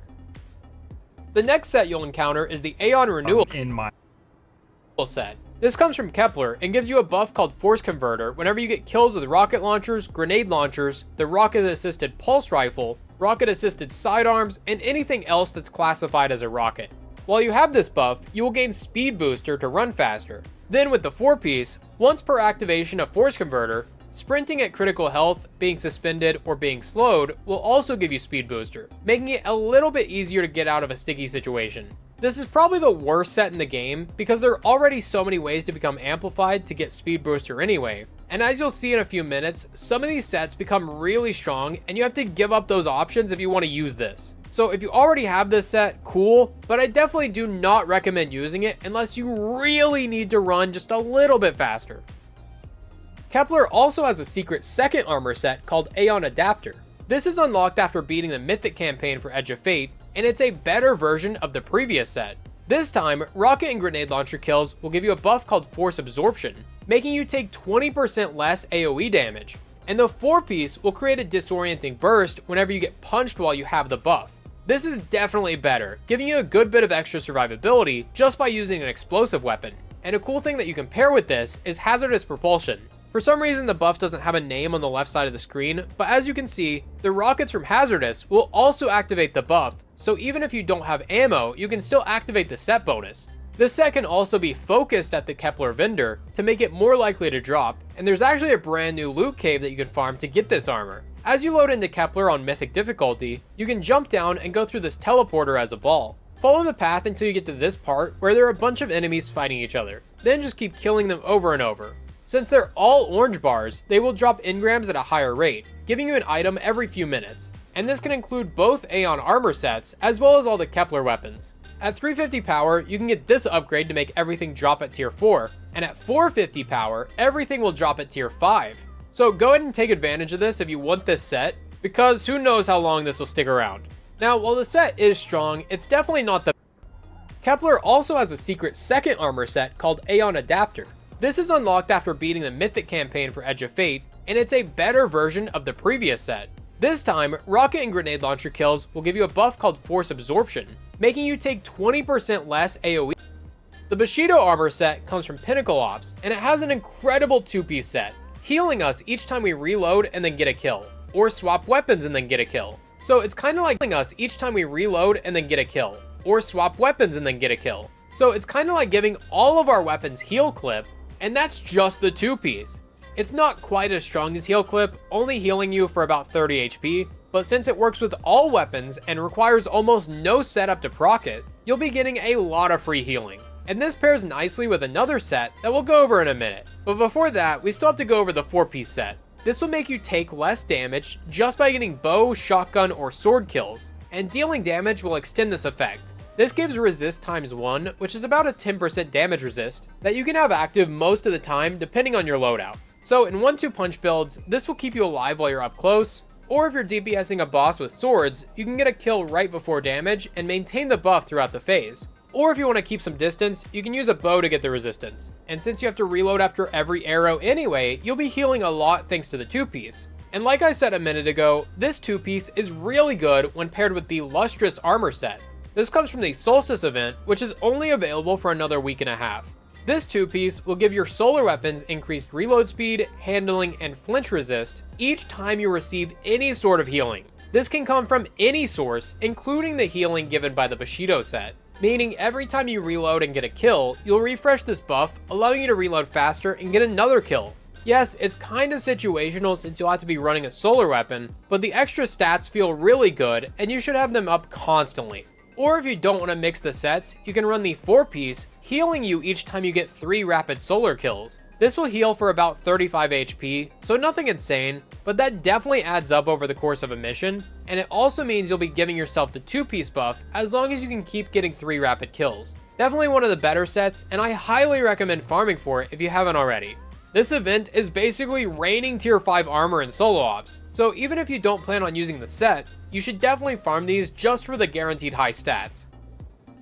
Up next is the Last Discipline set. This will drop from all Crucible activities, and while you would think that means it's good for Crucible, it's actually better for PvE. The 2 set gives your primary weapons faster reload speed after any kill, basically giving us 1 stack of Feeding Frenzy to all of our primary weapons. Nothing insane, but it's still nice to have. But the 4-piece is where most of the value is. This will give us special ammo progress each time we pick up an Orb of Power, giving us about 6% progress to another brick, or in other words, a full ammo brick after just picking up 16 orbs. That might sound like a lot, but if you're running Siphon mods or heavy-handed or attrition orbs, you'll be making orbs like crazy. And this is on top of the progress that you get from kills. So I just threw on a multi-mock with attrition orbs and ran a solo ops, and it absolutely made a big difference, almost doubling my ammo drops just because of this set.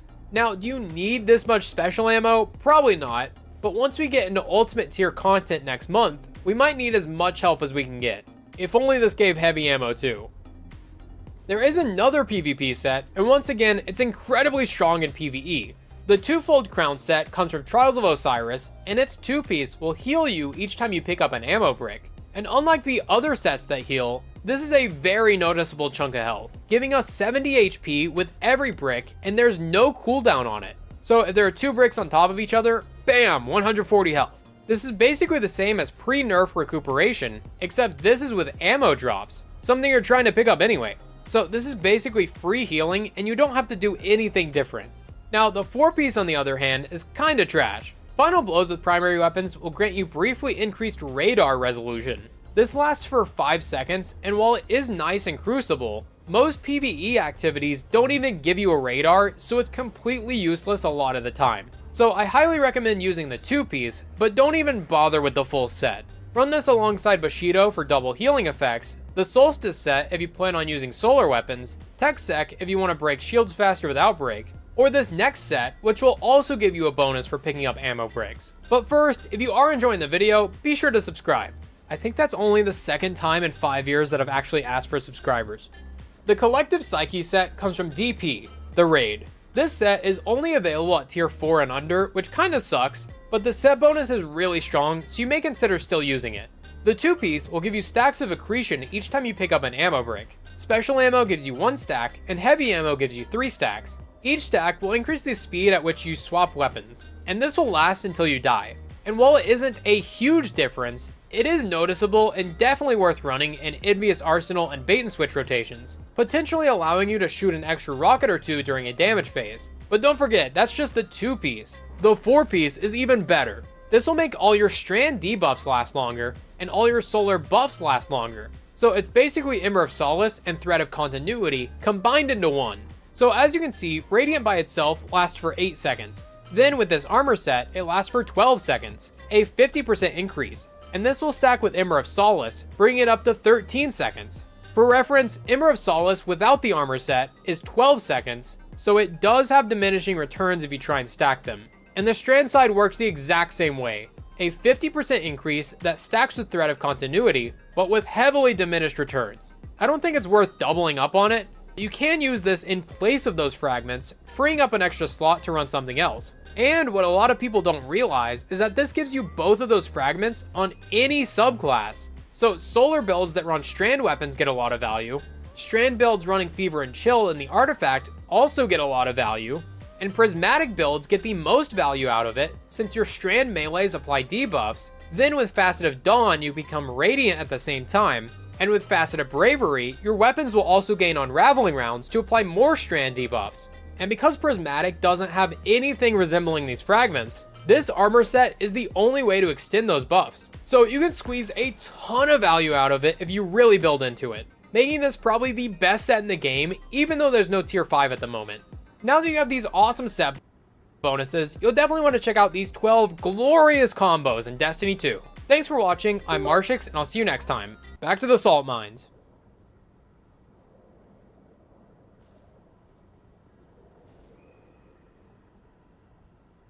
You know what today is, guys? I didn't know until Destiny Bulletin posted it today. 3 years ago, Lightfall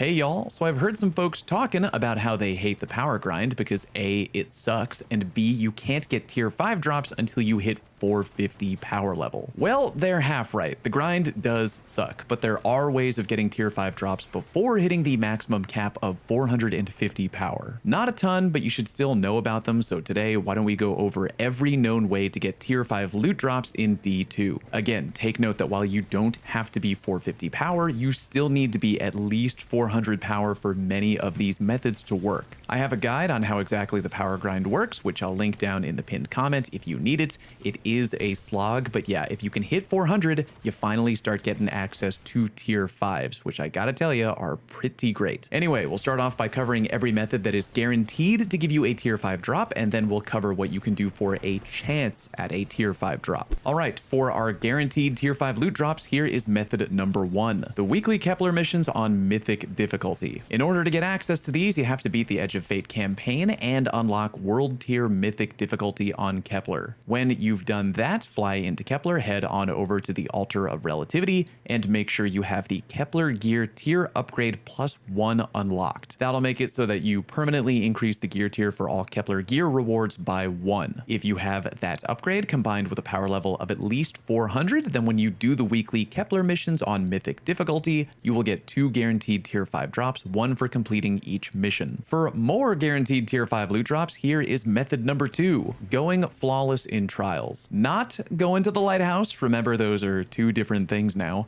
I mean going flawless in trials, aka actually getting a 7-game win streak in trials. If you are at least 400 power and get a 7-game win streak, then go to the lighthouse and you will get several tier 5 drops. I did this myself at 400 power and got 3 tier 5 drops from the lighthouse chest, which is awesome. The only downside is it's trials and you may run into a cheater every now and then. Yeah. Nice emblem, by the way. Totally deserved, I'm sure. Anyway, moving on to guaranteed method number 3, completing your Grandmaster Conquests. From the portal, go ahead and click on the Seasonal Hub, then go down 1 tab to the Play Now category. Even though the Whisper Conquest requires you to be 390, I recommend that you don't do these until you've hit 400. Again, once you've hit 400 power level, primes are always going to be tier 5 drops. Not exactly ideal for farming because you can only do each of these Grandmaster Conquests 1 time, but still 2 guaranteed tier 5 drops, so don't forget about them. There is one more method of guaranteed tier 5 drops, but don't panic because after this we'll go into things that have a chance at a tier 5 drop, so you'll still have a goodish idea of how to farm for tier 5 gear. Guaranteed method number 4, the Civ activity, but only if you have the Kepler gear tier upgrade +2. Unfortunately, while this guaranteed method is pretty good and a consistent way to get tier 5 gear, it does require you to be 450 power already because you need to be 450 power in order to acquire the Kepler gear tier upgrade +2 buff from the Altar of Relativity. When you have that though, you can hit up the Civ activity on Kepler when it goes live, and that should give you a bunch of tier 5s consistently. All right, moving on to methods that have a chance at getting a tier 5 drop. The most well-known being getting guaranteed primes via repeated portal activity completion. Bear with me, I need to explain this one. So when your Guardian hits 400 power level, your power grind suddenly begins to work a little bit differently. You see, up until you've hit 400, every time you completed a portal activity with either a B+ or an A ranking, you were rewarded with a gear drop that would 100% always drop higher than your current power level. For example, if you did a solo ops Caldera run at 395 total power and you went real fast and got an A ranking, you would get a 398 gear drop guaranteed. Once you hit 400 power level though, that all changes. After you reach 400 power, every time you run a portal activity, you'll still get tier 4 drops on completion, but you'll now only have a chance to also get an additional tier 5 drop that will actually be a higher power level than what you currently are. These drops are being referred to by the community as primes. If you're wondering how good the chance is for you to get a prime after running a portal activity, it's about a 5% chance, but eventually it will become a guarantee. Basically, for every 20 reward completions you get, you will get a prime drop along with your regular loot guaranteed. As far as I know, this does not include bonus drops, aka the green engram rewards on each activity. just the straight up guaranteed completion rewards. Meaning, if you ran 19 solo op Caldera runs and didn't get a prime to drop on any of them, then on your 20th completion, you would 100% guaranteed be getting a prime in addition to your regular tier 4 drop. That doesn't mean they only drop on every 20th completion reward. You could get a prime to drop on your 12th completion. It's a small chance overall, but you will get one on your 20th completion guaranteed if you haven't gotten one to drop already. Again, primes are always tier 5 drops, meaning that as long as you're 400 power and you're just spamming and completing portal activities left and right, you'll eventually get some primes, aka tier 5 drops. Maybe a little bit more frequently if you're lucky, but at minimum, you'll be getting one every 20 reward completions. This includes playing PvP matches and trials because those are under the portal umbrella, so if you want, you could just play a ton of PvP, or if you haven't gone out of your mind from farming either Starcrossed or K1 or Caldera, you can just keep running those. All right, our next method, which is either a chance at a tier 5 loot drop or a guaranteed tier 5 loot drop, apparently dependent on your power level and your guardian rank, is the Solstice farming method, which I made a video on the other day. In short, the limited time Solstice event going on right now in game is being very generous with tier 5 loot drops dependent on your power level and guardian rank. Based on the info I've gathered from a lot of players, if you have at least 300 power level and guardian rank 7, you have a chance to get a tier 5 Solstice drop from any portal activity as long as it shows this, a distorted Solstice engram icon as one of your bonus rewards. The higher your power level and your guardian rank, allegedly, the higher your chance at getting tier 5 Solstice loot. I am currently at power level 400-ish and guardian rank 9, and I have gotten tier 5 Solstice drops from every portal completion 100% of the time. There is no word from Bungie on whether this is intentional or not, so I would get on it just in case it is not intended. Update: according to social media, apparently it is intended. Either way, get out there and get to farming before they change their mind. There's another method you can use for occasional tier 5 loot drops, and that is running the new Kepler loot farm, aka the loot cave. This method will only work if you're at 450 power, which is really annoying, but this is a pretty efficient farm when you've hit that milestone. Open up Caldera and set the world tier to mythic. From where you land, jump under the staircase when you spawn in and go through the Matter Spark hole. From there, you're just going to keep heading forward in that one direction, kind of forward and leftish. I'll speed up my footage a little bit, but yeah, you're going to do some random platforming through some gross green and yellow looking areas until you arrive here, an area where Fallen and Vex are repeatedly fighting each other. You're basically just going to stay in this area and repeatedly farm ads which spawn infinitely. Because a lot of the enemies you're killing are orange bar enemies, you're going to get some loot drops relatively frequently out here. If you're at 400 power level and you have the Kepler gear tier upgrade +1 from the Altar of Relativity, these ads will occasionally drop tier 4 gear. If you're 450 power level and you have the Kepler gear tier upgrade +2, these enemies will frequently drop tier 5 gear. If you want my opinion, I feel like this farm is really only good for tier 5 farming. While you definitely can farm this for tier 4s, I feel like you can just farm any activity in the portal, really, for tier 4 loot, which I would probably rather do. But yeah, if you're 450 power, enjoy your infinite tier 5 loot farm. Very quickly, why don't we talk about Guardian rank, which apparently is directly tied to some of your in-game loot. You can see some examples of this from a few Solstice tips in the portal, and also by hovering over Guardian rank itself, as it mentions Guardian ranks adding bonus drops to portal activities. But the biggest confirmation is from an old TWID that talks about mid-activity rewards. Challenging enemies often drop rewards like currencies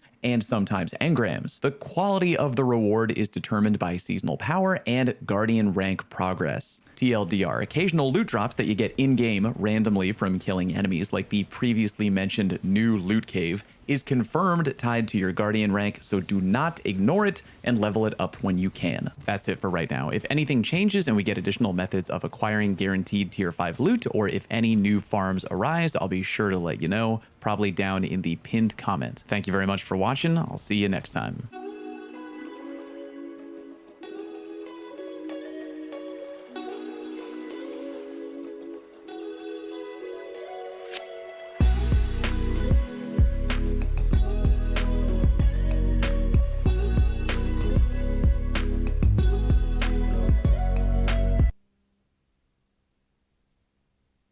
Today we're going to be taking a look at the brand new auto rifle Auric Disabler. This is a Strand 450 precision frame that was introduced in Edge of Fate and earnable only in Trials. Now I know many of my PvE players right now are saying hell no, but let me just say guys, considering the artifact mods that we have, the temporal mods that we have, Auric Disabler has a number of good roles, not just for PvP, but also for PvE. So let's get into it. Firstly, taking a look at the stats, you can see here that pretty much across the board, Auric Disabler is the best in class when compared to other popular 450s. The only two stats it loses out in is aim assist and ammo generation, but just slightly. But this carries on the tradition of Trials weapons just simply being better when it comes to their stats. Now taking a look now at the perks, in the third column we have Gut Shot Straight, Dragonfly, Dynamic Sway Reduction, Hatchling, Lone Wolf, Slice, and Zim Moments. In the fourth column we have Desperate Measures, Kill Clip, Onslaughts, Sword Logic, Tap the Trigger, Target Lock, and Tear. Now I know we have a number of different things to talk about for PvP,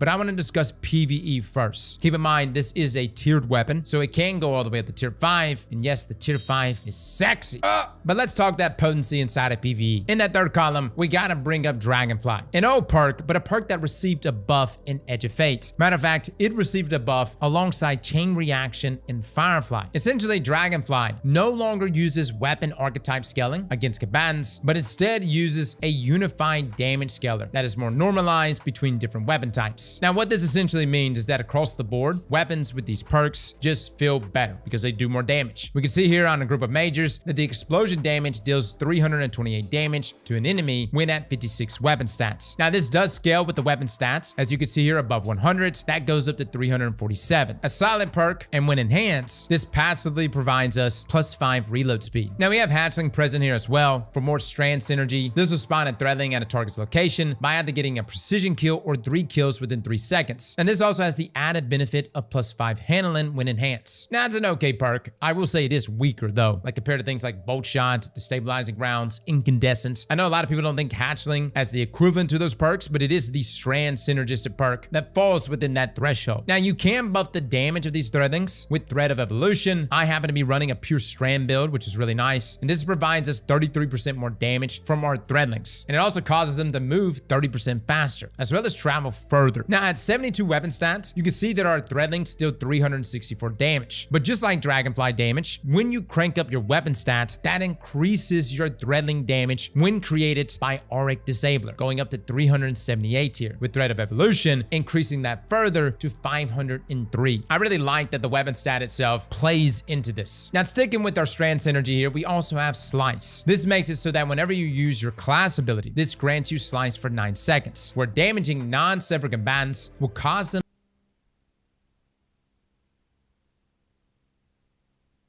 You know what today is, guys? I didn't know until Destiny Bulletin posted it today. 3 years ago, Lightfall was revealed. Fellas, I don't think I mean, maybe you remember, but do you understand the hype levels we were at around this time? We had just come off of Witch Queen, all right? You know, we had some seasons there. We were trying to figure things out. We got the updates to our subclasses, and then we get the trailer of Lightfall. The hype, in my opinion, was never higher. The hype for Lightfall was higher than the hype was for, or definitely higher than Forsaken. Everybody thought the game was going to be dead, and it was during that time frame, even during the reveal leading up to Forsaken. But even like for Witch Queen, even for Final Shape, the hype for Lightfall dwarfed all those. We're going to go watch the trailer right now, just to give you a bit of a run back. All right, the trailer that they're referring to is this one right here, Destiny 2 Lightfall reveal trailer.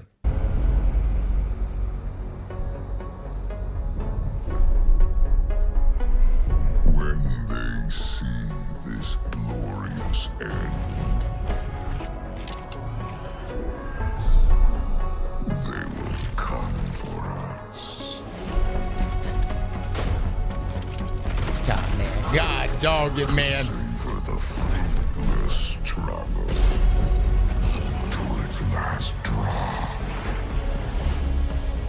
It's who they are.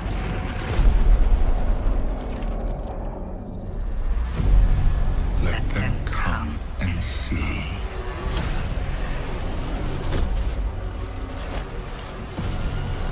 Our shame.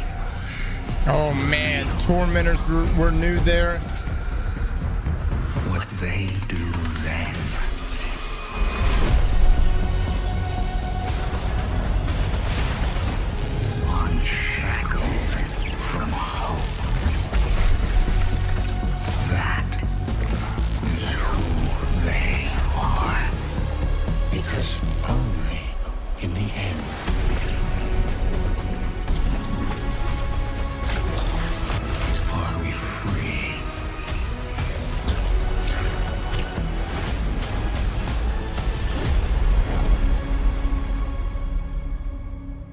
God dog it, man.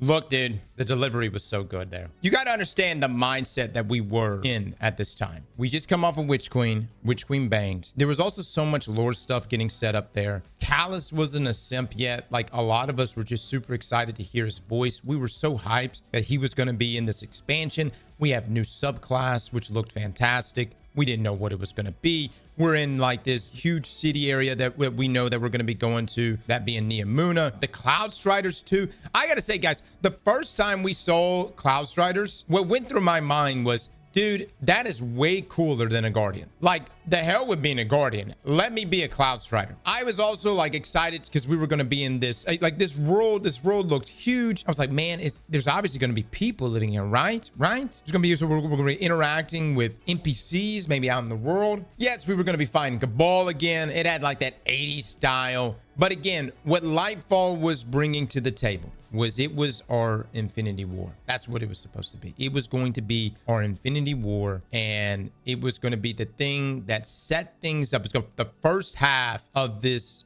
true epic between this and Final Shape. This was 3 years ago, guys. This date, 3 years ago, I saw hype levels of this community at its all-time high. Even with Prismatic, I don't know, Prismatic was pretty damn high, but everybody was very skeptical going into that. This right here was like just immediate hype, and everyone was just talking about Destiny, and you saw that from the numbers in Lightfall. This is Destiny 2's launch trailer for Lightfall.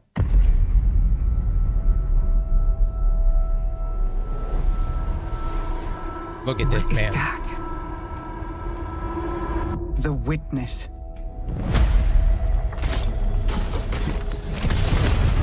The malefactor of our first collapse is at our doorstep. You have no purpose, because you fear to seek one. Oh, man. That fear is your failure.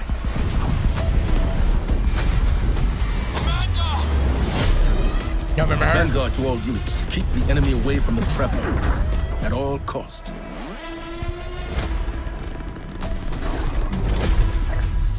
I understand what's at stake, Lightbearer. Not all of us have lives to spare. Your fear brings you pain. We know pain. Our purpose is its end.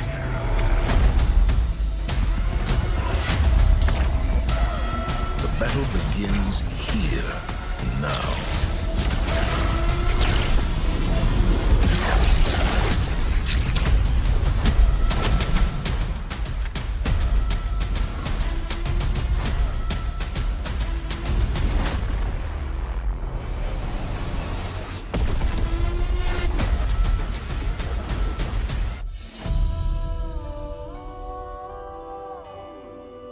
Keep in mind, guys, Lightfall still holds the record for the highest peak concurrent players on Steam. This is an overhated DLC. Let me talk to you guys. Do you believe Lightfall was overhated? We get a poll on that. Looking back on it now, looking back on Edge of Fate, which we just recently experienced, do you think Lightfall was overhated? All right, there's a poll right now, guys. I love that poll question right there. Was Lightfall was overhated? Great structuring of that poll question. Thank you so much for that. 55% right now is saying that Lightfall was overhated. 40 question. Thank you so much. Lightfall was overhated. Great structuring of that poll question. Thank you so much for that. 55% right now is saying that Lightfall was overhated. 45% saying no. Wow. Okay. I would say this. Lightfall brought actually some pretty good changes throughout the year. Good sandbox changes. I think that the problem with it, one of the biggest problems right out the gate, was that the narrative seemed to be more focused on Osiris rather than what it should have been focused on, which was, you know, us taking on the Witness. But again, it was very obvious that this was like filler content. Like, this is a filler expansion that if you were to cut everything out from the opening scene of the Witness interacting with the Traveler, You cut everything out and just add in the very end of the campaign where the veil and all that stuff happens and they open up the traveler. Everything in that portion was filler. There was also some other things. Like I really did think that like Rohan, the Cloud Striders, and their lore was really, really cool. You know what I mean? I felt like the focus was too much on Osiris. I didn't care about Osiris being, you know, like he was the whole time. It was like, oh, he doesn't have the light. Ooh, boo-hoo. You know what I mean? I actually wanted to know more about Neomuna and its people. It just happened to be so convenient that all of the citizens of Neomuna had remained hidden, and then they just put themselves in the cloud. Okay. Neptune felt empty, and Lightfall was not that Infinity War moment for us. Final Shape popped. Like, I'll tell you, Final Shape was fantastic on so many levels. I think the other thing that also made Lightfall terrible was that Root of Nightmares was just, I mean, man, it was dog walked. It was the difficulty of a non-contest mode dungeon. It was the easiest raid. I actually think it doesn't Root of Nightmares have the highest completion of all in-game raids by like a large margin. Highest contest clears. High engagement is what we need as a community. Let me say this about engagement. You can have engagement. You just may not have success. You can have engagement and have success in the normal version of the raid. But if you're trying to have your pinnacle activity challenge the highest level of players, it needs to be hard. And if people are clearing it within 2 hours, it ain't worth a damn. So you're saying that we should go back to Root of Nightmares, that level of difficulty. That's healthy for the game. Let's get a poll on that. Do you think we should go back to Root of Nightmares difficulty? Let me just say, and people are saying this right now, 21,000 players versus 300,000 players. All right. So you're saying that 300,000 players that were playing in Lightfall was because of Root of Nightmares. First up, you're pulling a day one peak number versus our low for the Edge of Fate right now. You know that, right? So your data right now is disingenuous. Secondly, the drop off from Lightfall was the biggest drop off we've ever seen in Destiny history. Outside of Final Shape. Final Shape had a drop off, but that was because narrative was done. The drop off though from Lightfall after Root of Nightmares, after all that was concluded, and all we had left was to listen to Kiyomi Essie talk about Mara into a microphone for months on end. It was terrible. Should we go back to Root of Nightmares difficulty? 18% say yes, 82% say no. Here's my thing, man. For my players in here that are saying that the content in Destiny should be easier, why can't you just go play normal versions of the raid right now? You could do a featless raid. It's normal. It's approachable. Why are you demanding that contests also be that easy and approachable? You have the entire year to play normal versions of these pieces of content. Contest is for 48 hours. If you don't, the game will die. Contest mode is not what's going to decide whether or not people play this game. Dude, there are so many other... Dude, I'm going to be honest. There are so many things outside of raids that is the deciding factor of whether or not people play this game, much less contest mode. You want to talk about peak viewership? Let's talk about peak viewership or peak attention. Outside of the day one launches of content, what do most people go watch? Whether it's YouTube, Twitch, or whatever. The highest peak concurrent viewership of the year inside of Destiny is raids, contest mode raids. That 48-hour time frame where people like to watch other people die over and over again and lose their damn mind. That 48-hour time frame, it brings so much attention. People like watching the struggle, man. It's the same reason why you people showed up and watched folks play Elden Ring and stuff like that. Y'all like watching someone struggle. But the thing I'm just trying to understand is you have the entire year. I love how this is deviated from Lightfall and us talking about this trailer and all this other stuff. All I'm saying is that Root of Nightmares, after it came out, everybody, and I mean everybody, was just like, that's it. Gotta keep in mind, we just came off of Vow of the Disciple, which in my opinion was a fantastic day one raid experience, despite the error codes and all that other stuff, and they extended things. But Vow was great for lore reasons, its difficulty, its encounter design. Vow was great. And then Root came out and just missed all those marks. It was like Bungie saw what was accomplished with Vow of the Disciple, and then they said, let's do the opposite of this. Why are we talking about old raids in Lightfall? Because people were saying that part of the reasons why Edge of Fate is failing is because of the difficulty of the contest mode raid, which somehow is so outlandish, dude. So outlandish. When arguably base version of the raid, the normal version of the raid, is one of the easiest raids in the game. It always blows my mind in these conversations where someone goes, look at Lightfall's numbers versus what we accomplished in Edge of Fate. Therefore, the difficulty of Root of Nightmares must be what Bungie does for future content. And that's not the case. Lightfall did well because Witch Queen set the stage. Most of the time, the expansion before is what sets the stage for the success of the next expansion. There are outliers, of course. But Lightfall would not have done well if Witch Queen had not banged. If anything, Lightfall started the downfall. Had Lightfall banged, I think we could have saw an even higher peak in current viewership in Final Shape. Slap that like button like your mama told you right.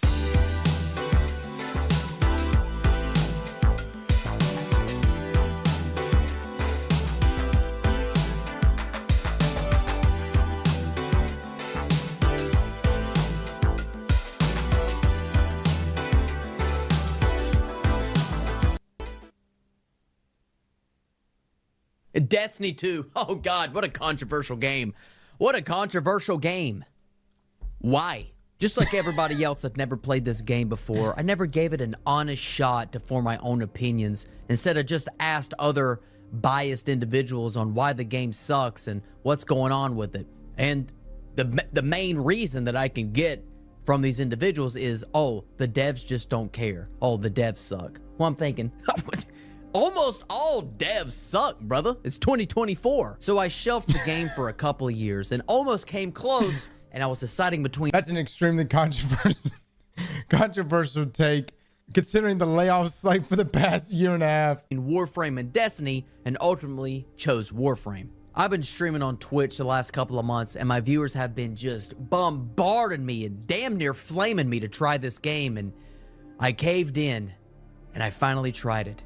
And oh my God, they were right. Not only do I understand why people hate this game, why people have some type of resentment towards the developers and even touching this game anymore, I also understand why people just cannot get enough of it. Like an unprofessional YouTuber with barely any subscribers, I've got a pros and a cons list that I'm gonna go over today. Let's start this video off with the glass half empty and jump right into the cons. Now, one of the main things I've heard from my viewers specifically is the removal of old content. I'm thinking, okay, is it just too old and like it was so dated they had to get rid of it?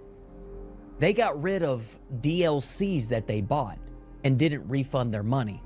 Now, man, I completely understand. I have never heard of a developer doing that. Hey, we got a DLC and expansion pack for you guys.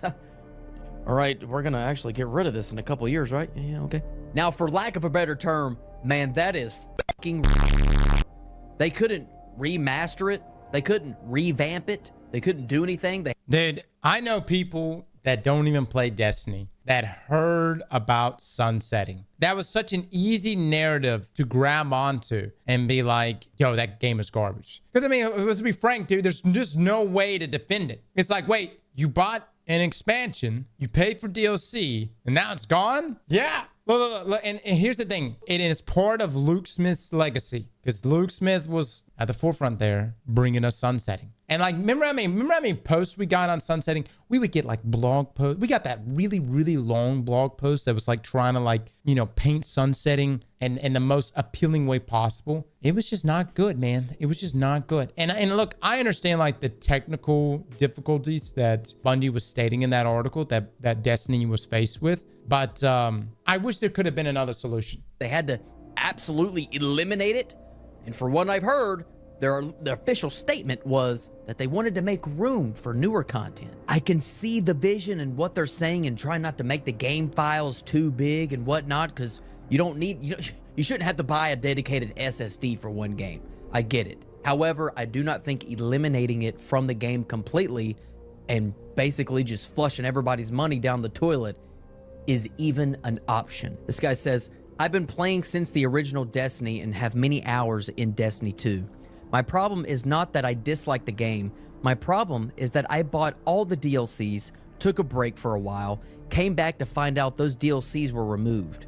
Essentially, I paid for content I was not able to complete. What's to stop them from doing anything like that again? As to them saying they won't do it again, do you really want to put your money on that?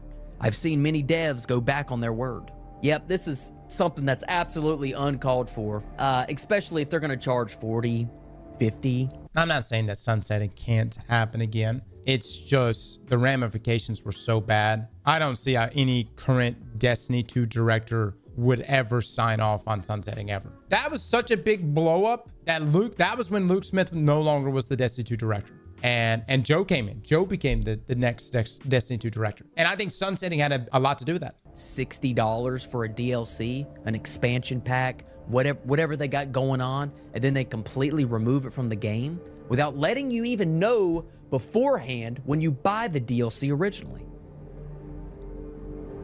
Scumbags. Which goes into my next point is there's really no story in the game. Now I've only got 4 hours or so in the game, and it felt like I just started in mid-game. There's really not a lot of context to the story and the cutscenes and all the dialogue, and I'm just left with, huh? What? I have no idea. And people in the chat are throwing their hands up. They can't even give me answers because where do you even start? Ultimately, it came down to me just kill the bad holding in guys. the circle button and just skipping through all the dialogue that I just couldn't even comprehend or properly digest to enjoy it. Another thing that I don't like as a new player specifically is the DLC spam. As soon as you finish a little quest or mini quest or whatever you're doing, you get an item that's a square, and you click on it and it says acquire. And sometimes you'll click on a square to acquire, and it's like, oh, it's actually a DLC. Get it now. Okay, get it now. Whoa, just brought up the Steam store. What the hell's going on? Hover over the weapon icon below and select it. Oh, is it sniper? Oh, sniper. You know, I love my snipers. I love snipers. Nah, I don't read this. I'm a streamer. I don't read this. I just guess. I'd start clicking. Oh my God. Look at that. Look at that. Sure, give it to me. Gotta pay, man. What is this? Get it now? Give it to me. Hey! Money! This is literally trying to leak my credit card details on stream live. Now, this isn't a mobile game. I get it. It's free. I think you should respect your players a little bit more and not spam them with microtransactions. Like I said, get it. It's free. However, this does seem like a more complex demo, if you will. And now I have seen people online say that the game is too grindy and doesn't respect your time. Personally, I played RuneScape since 2005, 200 mil all skills. To me, this game isn't grinding. Jesus Christ. Did he just say 200 mil all skills? What the fuck? There's no way. Hold on. No. Bradley, I gotta fucking see it. Bullshit. There is no fucking way. 200 mil all skills. Bradley hit me with a pic on Twitter. You can't grind more than that. So I don't agree with the people, but I completely understand. Chat, no. That's not no lifing. That's living multiple lives in multiple realities to accomplish such a feat. There's no fucking way. Understand that if a game's too grindy, it really can turn people off, players off, veterans off, new players off, just because you don't always have time to do things in games because you got jobs, you got kids, you got dogs, you got grass to mow, you got things to do. Now let's talk about the pros, specifically in my personal experience playing. Look, I'm ready to eat my own words. No. If he's got 200 mil and multiple skills, I will eat my fucking words, man. He might have it, dude. For real. He says he's got it. That's a hell of an accomplishment. All right, pros. For the first time ever. The graphics. As soon as I loaded in, the graphics were insane. And I get it. A lot of games nowadays have good graphics. I get it. However, I came from the Warframe side of the looter shooter, and I'm comparing Warframe and Destiny specifically as the new player, and Destiny wins the cake on this one. Also with the graphics, go hand in hand with the UI. The UI is very minimal. It's very simple and minimal while you're engaged in combat, while you're moving through the map, so you can see everything and it's beautiful. Love it. The combat is very engaging. It's very immersive. When I shoot an enemy, I can see the health bar go down each shot it hits. I got the hit marker icon, and I think I even hear whenever I'm hitting. Somebody cue the Shadebinder clip. An enemy as well. And I love it. It's very, I feel like I'm there. That's what I really like. That's part of the Looter gunplay. shooters sometimes feel like you kind of just hit an ability and all these things die. It almost doesn't even feel real, like it's even happening. In Destiny, for me, starting out, I really saw the enemies die. I really saw the damage that I was dealing to the enemies with the numbers and the health bars going down. I can even see that some of them had like 2 or 3 different sections of their health bar, and I can see those go down individually. Loved it. It was great. Now, the combat and the movement was spectacular to me because I come from a Halo background. I'm even doing a Halo playthrough on my Twitch, and I am loving it. There was at one point where I got flashbacks from Legendary, The Flood. Playing Legendary, Halo 1 Legendary. I did that. Oh, shit, baby. We got the shotgun from The Flood. Got the shotgun from The Flood.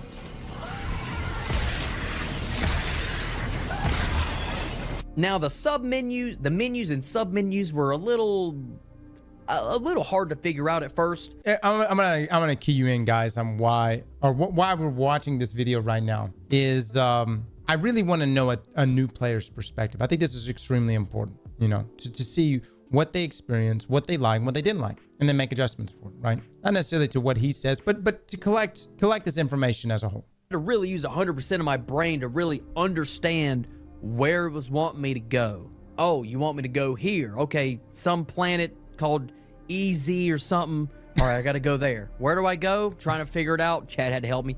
And it's a different planet. Okay, now it's a different planet. Let's go there. But it pretty much tells you specifically, press the middle pad. Now press L1 and then look at your quest tab. Like it was very hand-holdy in the beginning, which was good. However, the hand-holdy got a little too much for me, in my personal opinion. I really like for them to just kind of throw me out there, and if I either fly or I fail.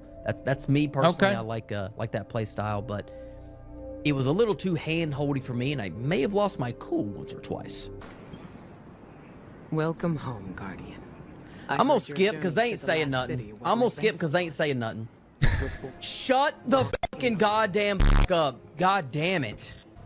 Bro, I honestly, seriously want these goddamn pop-ups to fucking get off my god fucking damn screen.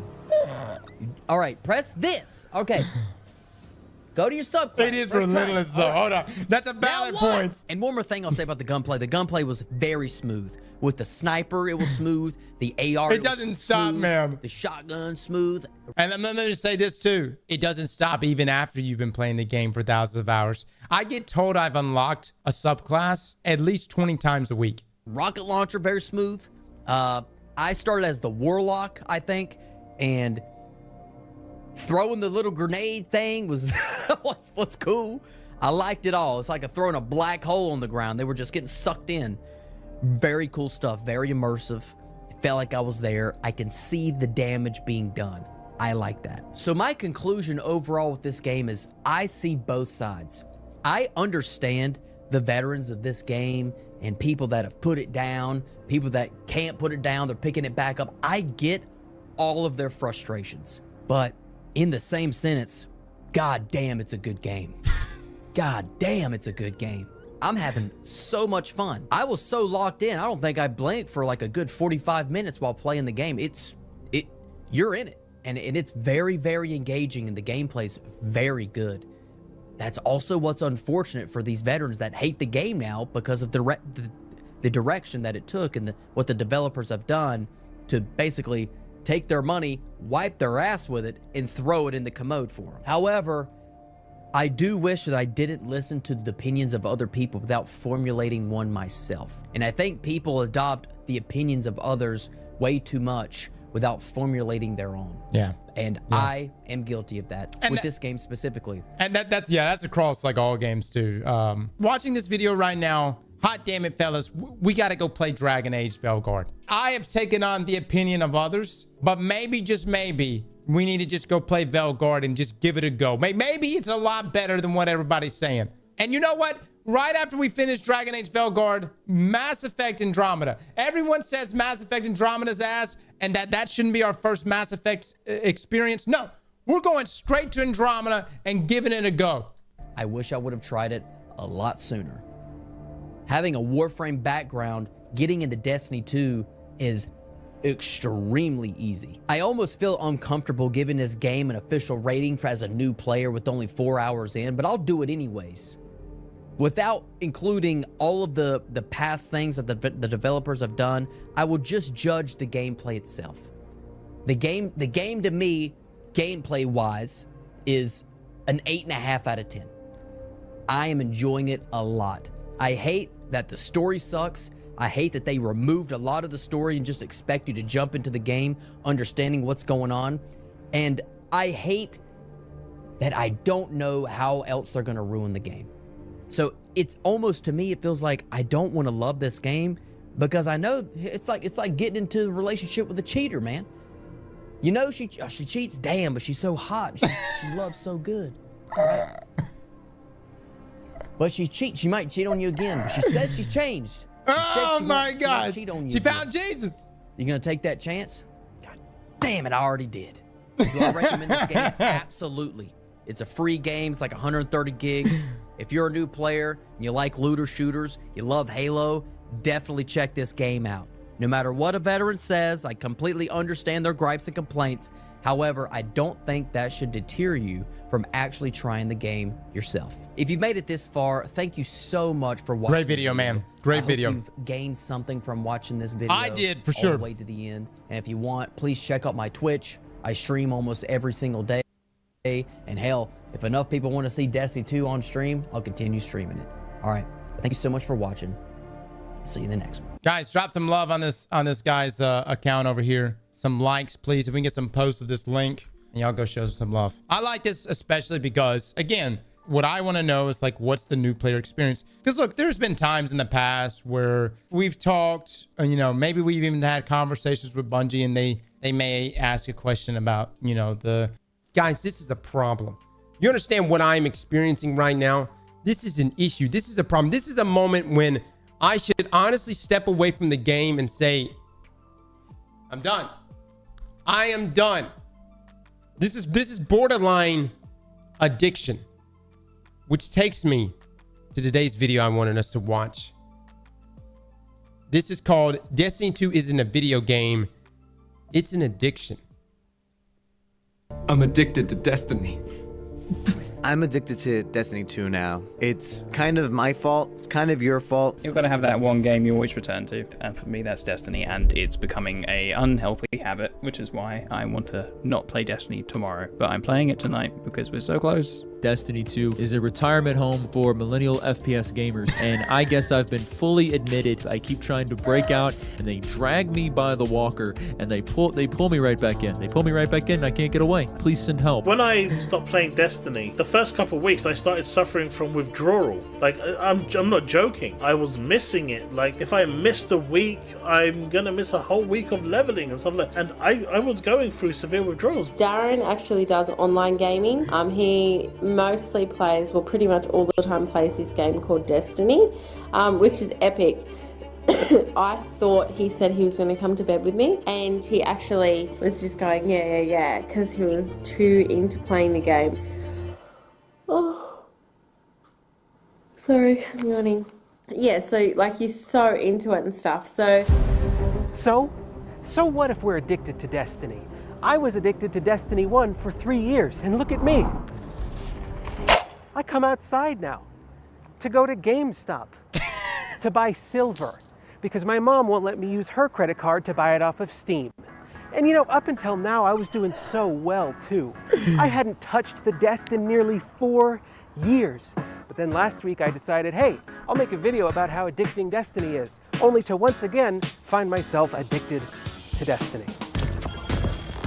God damn, that was beautiful. The formula of the live service game, far surpassing the likes of Overwatch, Anthem, The Division, Warframe, and Halo Infinite in both player count and raw gameplay, putting Bungie on the mountaintop of this genre. And that's partially because the game is so addicting. I played Destiny 1 for thousands of hours because yes, it is a fun game, but also because I was hopelessly addicted to it. Then I played Destiny 2 for like another 1,000 hours in an attempt to chase the high that the first game gave me, but to no avail. even though I would argue that currently Destiny 2 has even more addictive properties than the first game did. So based off the title, some of you may think that I'm going to try and use this video to provide empirical evidence for as to why you should stop playing Destiny, but that's not at all my intention. Really, I just found all of this so fascinating and somewhat worrying, so I wanted to talk about it. Like, did you know that Bungie uses the same behavioral science techniques that casinos use to keep the elderly hooked on slot machines, to keep people like me hooked on Destiny?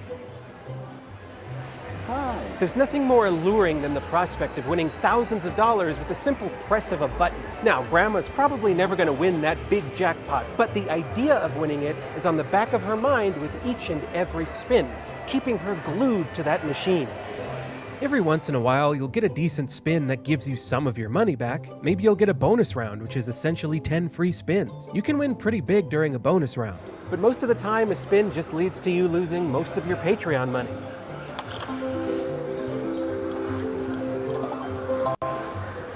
I got 4 cents. And when you lose that money, you feel sad and frustrated. So what do? You hit the button again and re-experience the excitement of the possibility that you might become rich, like I'm about to right now. 1, 2, 3, 4, 5 reels, 0 cents. And when it doesn't work out in your favor, the cycle just continues until you eventually leave the machine. But I'm not leaving, I'm actually going to get more money, because I think this one's gonna hit soon. Now equate that to Destiny, where returning to Banshee, Shaxx, or Zavala with an engram in your inventory is kind of like its own spin at the slot machine. Each engram holds the potential of being a god roll weapon, and a god roll weapon is Destiny's equivalent of a jackpot. This one here isn't a god roll though, not even close, it's more like a Mother Mary roll. Every gun that drops into your inventory from any activity has that very same potential of being a god roll, and with such potential comes excitement, and that excitement is a big part of what kept me coming back. Every time you run the raid, you most likely do it to earn the exclusive raid exotic.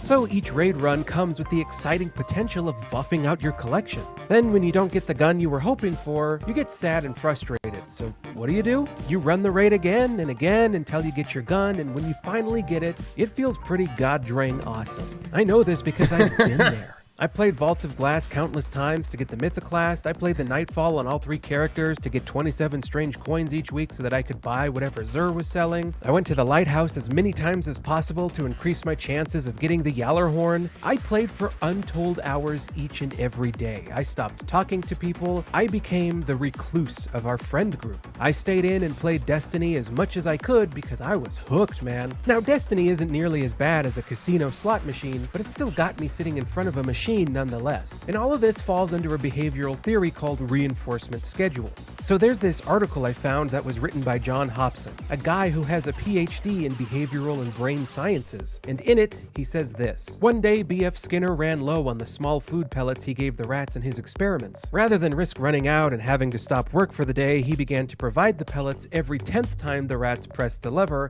instead of every time. Experimenting with different regimens of reward, he found that they produced markedly different patterns of response. From this was born a new area of psychology, and one that has some strong implications for game design. The main thing is what we call schedules of reinforcement. Reinforcement is what the layman calls reward, and you can schedule it so that a reward occurs every now and then when a pigeon does something. We usually use a response with a pigeon pecking a little disc, and you can reinforce with food, but you don't reinforce every time. You're every 10th time, or perhaps only once every minute or something like that. And that is at the heart of all gambling devices, and has the same effect.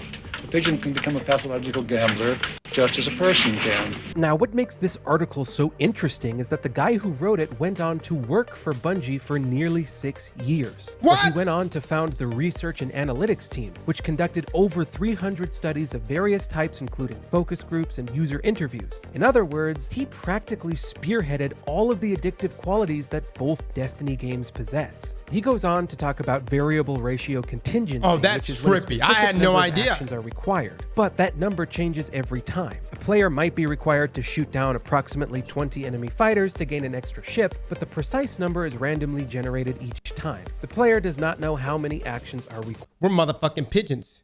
We're pigeon guardians. required. I think it's pretty obvious where this applies to Destiny 2. After every couple hundred kills or so, an enemy you killed will randomly drop a legendary engram. Ooh, there it is. Sometimes even an exotic engram, making that kill feel extra special, making you feel a little extra special, perhaps. Oh, he dropped an exotic.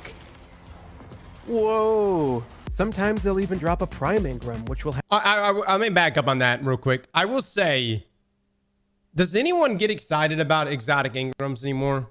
Or are you like me and your inventory is just slammed with them? I don't feel excited literally at all when I see an exotic engram.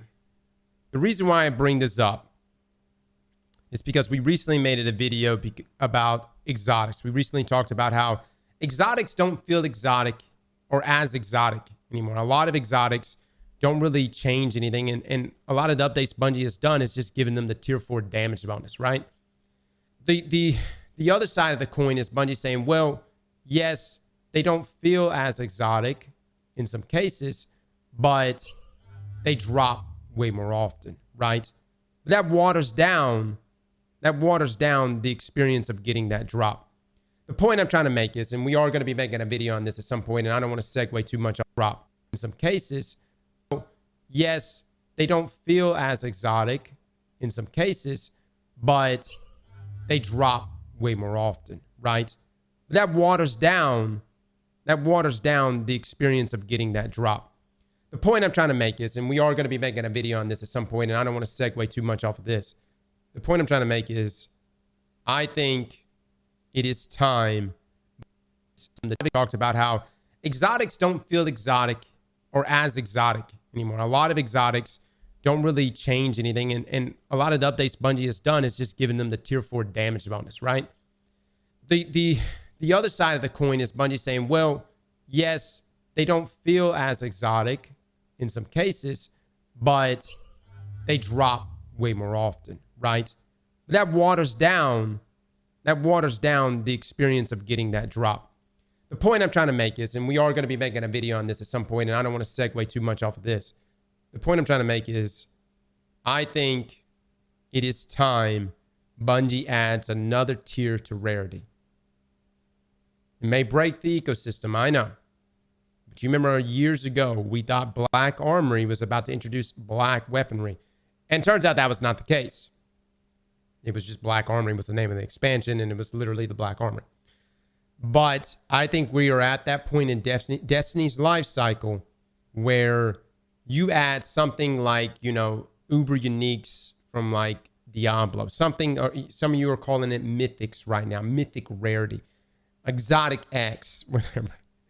And ancestral type drops. There you go. We need something that goes even beyond that.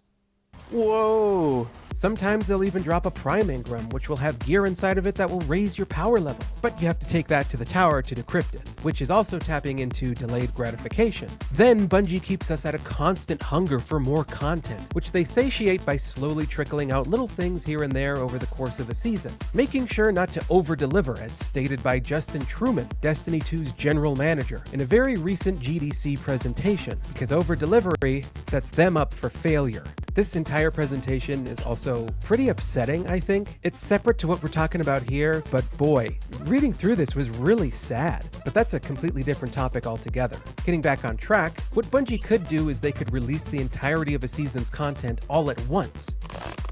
But if they did that, most people would complete all of it within the first week or two and would have less of a reason to log back in each week. And if you stop playing this game for a week or maybe even a month, then there's a good chance you might not come back at all. When I stopped playing Destiny, I was going through severe withdrawals, but after like 3 weeks, 4 weeks, that went. And after that went, I never looked at Destiny again. And my life was better for it. They want to keep us playing for as long as possible. So one way they do that is they keep us hungry so that we keep eating. And who wouldn't be hungry for more Destiny content? The gameplay is amazing. I started playing Destiny 2 again for the purpose of this video, and it immediately sunk its hooks back into me. I was instantly reminded of why I loved it as I was forced into the latest season's mission where the combat and movement felt smooth as butter. As I smoothly detonated butterflies and watched Hive acolytes cremate before my very eyes. The scenery was beautiful, the music was awesome, and the presentation was amazing as Eris Morn had ascended into a member of the Hive. I thought this was a fantastic way to organically combine the grind of Destiny with the season's storyline. Bring me your time. It is good.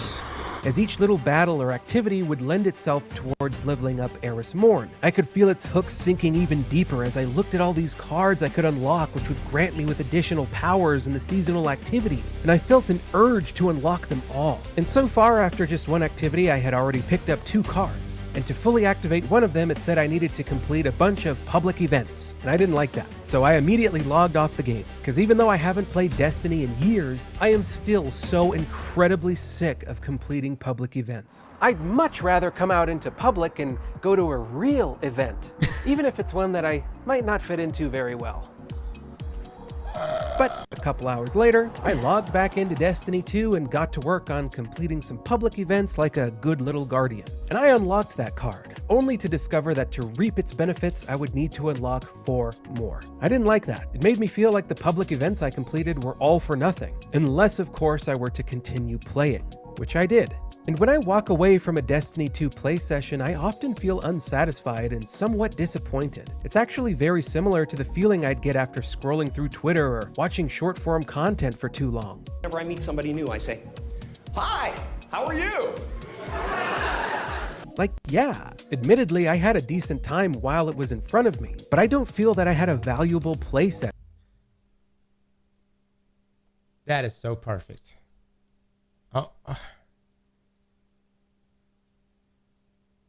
Ren's reviews, you just nailed it right there. And this is not just an issue with Destiny. This is an issue with a lot of games these days. You don't leave feeling satisfied. Now, I know I often reference RuneScape a bunch, but if there was one thing RuneScape did do well, is that you always felt like you were moving in the direction that you wanted to go with your character because you had skills, and you had a lot of skills. And even if everything went to shit, even if you went to the dueling arena, I mean, I would go to the dueling arena and I would bet my life savings. I would literally lose everything, okay? And I can't tell you how many times I would do that, or I would go out into the wild with my best gear and die and lose all my shit. I can't tell you how many times that like I've went from the top of my game in RuneScape down to the bottom.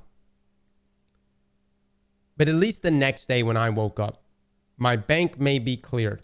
I may have just been keylogged the night before and had everything taken, plus even my untradeable items dropped because the guy was a dickhead. I may have had the worst things in the world happen to me, but I still had 85 farming. You know what I mean? I still had 90 fishing. I still had these skill sets that I could take with me and continue. And every day that I got off of RuneScape, I felt like I was working toward that goal, that completionist goal. And it left me, RuneScape left me feeling very satisfied. I would say that Destiny doesn't have that because we have these small resets, you know, constantly happening.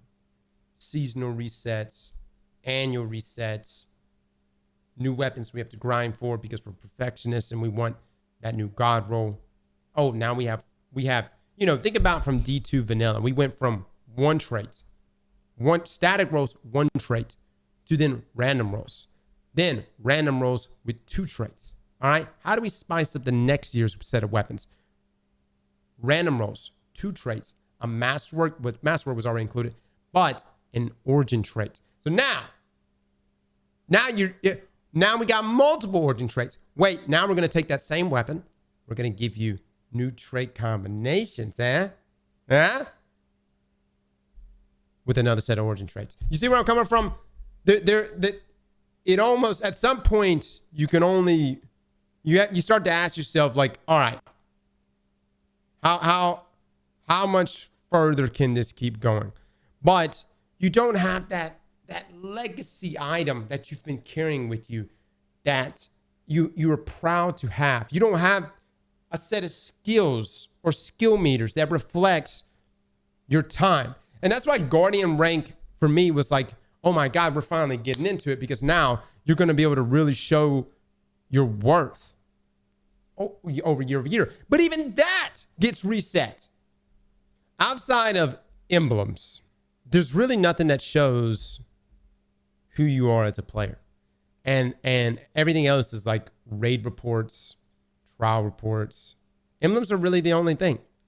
And look, I'm not saying emblems aren't cool. Emblems are cool, okay? But dude, they're not exactly on your character. You know, like something about RuneScape that was amazing was like, yo, when you had a party hat, when you had a fucking party hat, dude, people stopped. They're like, yo, my God, bro, when'd you get that? How'd you get that? Were you around when they were dropping? You had a Santa hat or something? You know what I mean? I don't get that same feeling from titles. I don't get that same feeling from emblems. And I don't get that same feeling from Guardian ranks. Ask yourself, when you look at my character, which has almost 10,000 hours in this game, compared to someone that just started playing in Witch Queen, can you really tell the difference between those two characters? Can you really tell the difference who's put 10,000 hours in and who hasn't? If you were just to look at our Guardian walking around in the wild. I'm left yearning for more substance in the form of challenging gameplay or mastering a new skill. And yeah, good for Bungie that this game has gone on for 10 years and will probably continue on for several more. But there's something to be said about definitive endings, not just for overall seasonal storylines and character arcs, but for games in their entirety. It's nice to feel like you actually finished something, or at the very least are working towards finishing something. After a 2-hour play session, I don't feel like I got enough done given the amount of time I put in. All I was able to do was 2 Nightfalls and 4 Crucible matches. I made barely any progress towards anything. And when I walk away feeling unsatisfied, I usually feel even more compelled to return to Destiny 2, because I want to rectify that dissatisfaction by coming back to complete those tasks and unlocking more stuff, thereby granting me some satisfaction. Oh, baby. Destiny leaves me with a hole in my heart, and makes me think that the only way to fill that hole is by playing more Destiny. And it feels like you can't just play Destiny casually. The only way to play Destiny is to only play Destiny. Otherwise, you'll always be behind. Because Destiny never ends. There's always a carrot on a stick that beckons to be chased in the form of bounties, season... Okay, I will say this. I don't date games. I mean, I do every now and then. But I like to marry my games. When I say the words "I do" to a video game, that is we are hooked for life.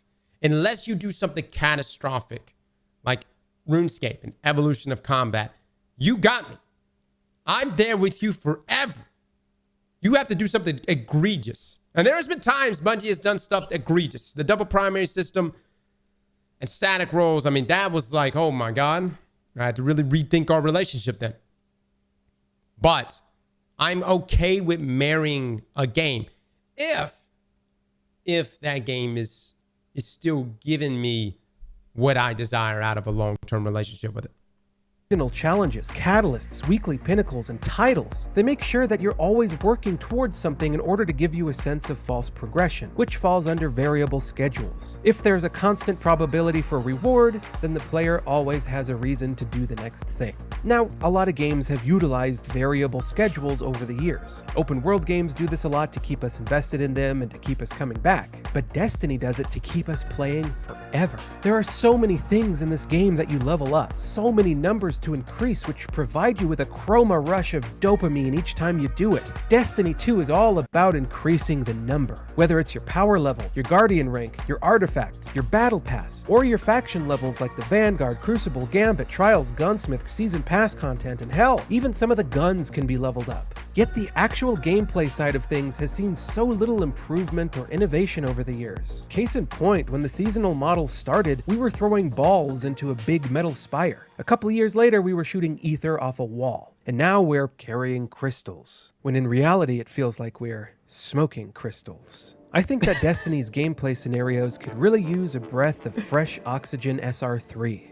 Then to top it all off, there's a pretty healthy dose of FOMO in here as well. When I quit playing for a few years, I felt like I couldn't have played with my friends, despite them inviting me to, until I caught up on a whole bunch of stuff. Like I would have to complete the entire Lightfall campaign and get my power level up to 1800, which would take several hours. And why would they want to play the Lightfall campaign with me? It's awful. The mission design is trash, the characters are obnoxious, and the difficulty is poorly tuned. I don't know how he hit me, man. So there's no... both in one hit. My gun didn't do that much damage to him. I do want to mention that I'm okay with Destiny being hard. You know, we have an entire video on that coming here soon because there's a lot of people that want the game to adhere to their skill level. And all I can say to those people is, and in the most loving way possible, truly, is get good. All right. We're back here. Exit to desktop. I'll see you later. That's bullshit. Then there's seasonal weapons and all sorts of things that eventually just become unobtainable. All the content in this game seems that its days are just numbered until it hits the Destiny content vault. But everything I've talked about in this video isn't new or exclusive to just Destiny. Destiny is far from being the first game to implement any of these psychological techniques, but I think that Bungie has damn near perfected them. When you combine Destiny's amazing movement and gunplay with these psychological techniques, it makes for a game that feels impossible for me to stop playing. We have an incredibly addicting game on our hands here, but we don't necessarily have a fun one. Bungie doesn't need to focus on maximizing the game's fun factor when the player is already buzzing from the prospect of the loot they might get from completing an activity, or that buzz of progression, or that buzz of productivity and getting stuff done, or for leveling something up. They've gotten us to play the same content over and over again by completing countless public events and patrol missions, because all of that eventually leads up to us getting rewards, regardless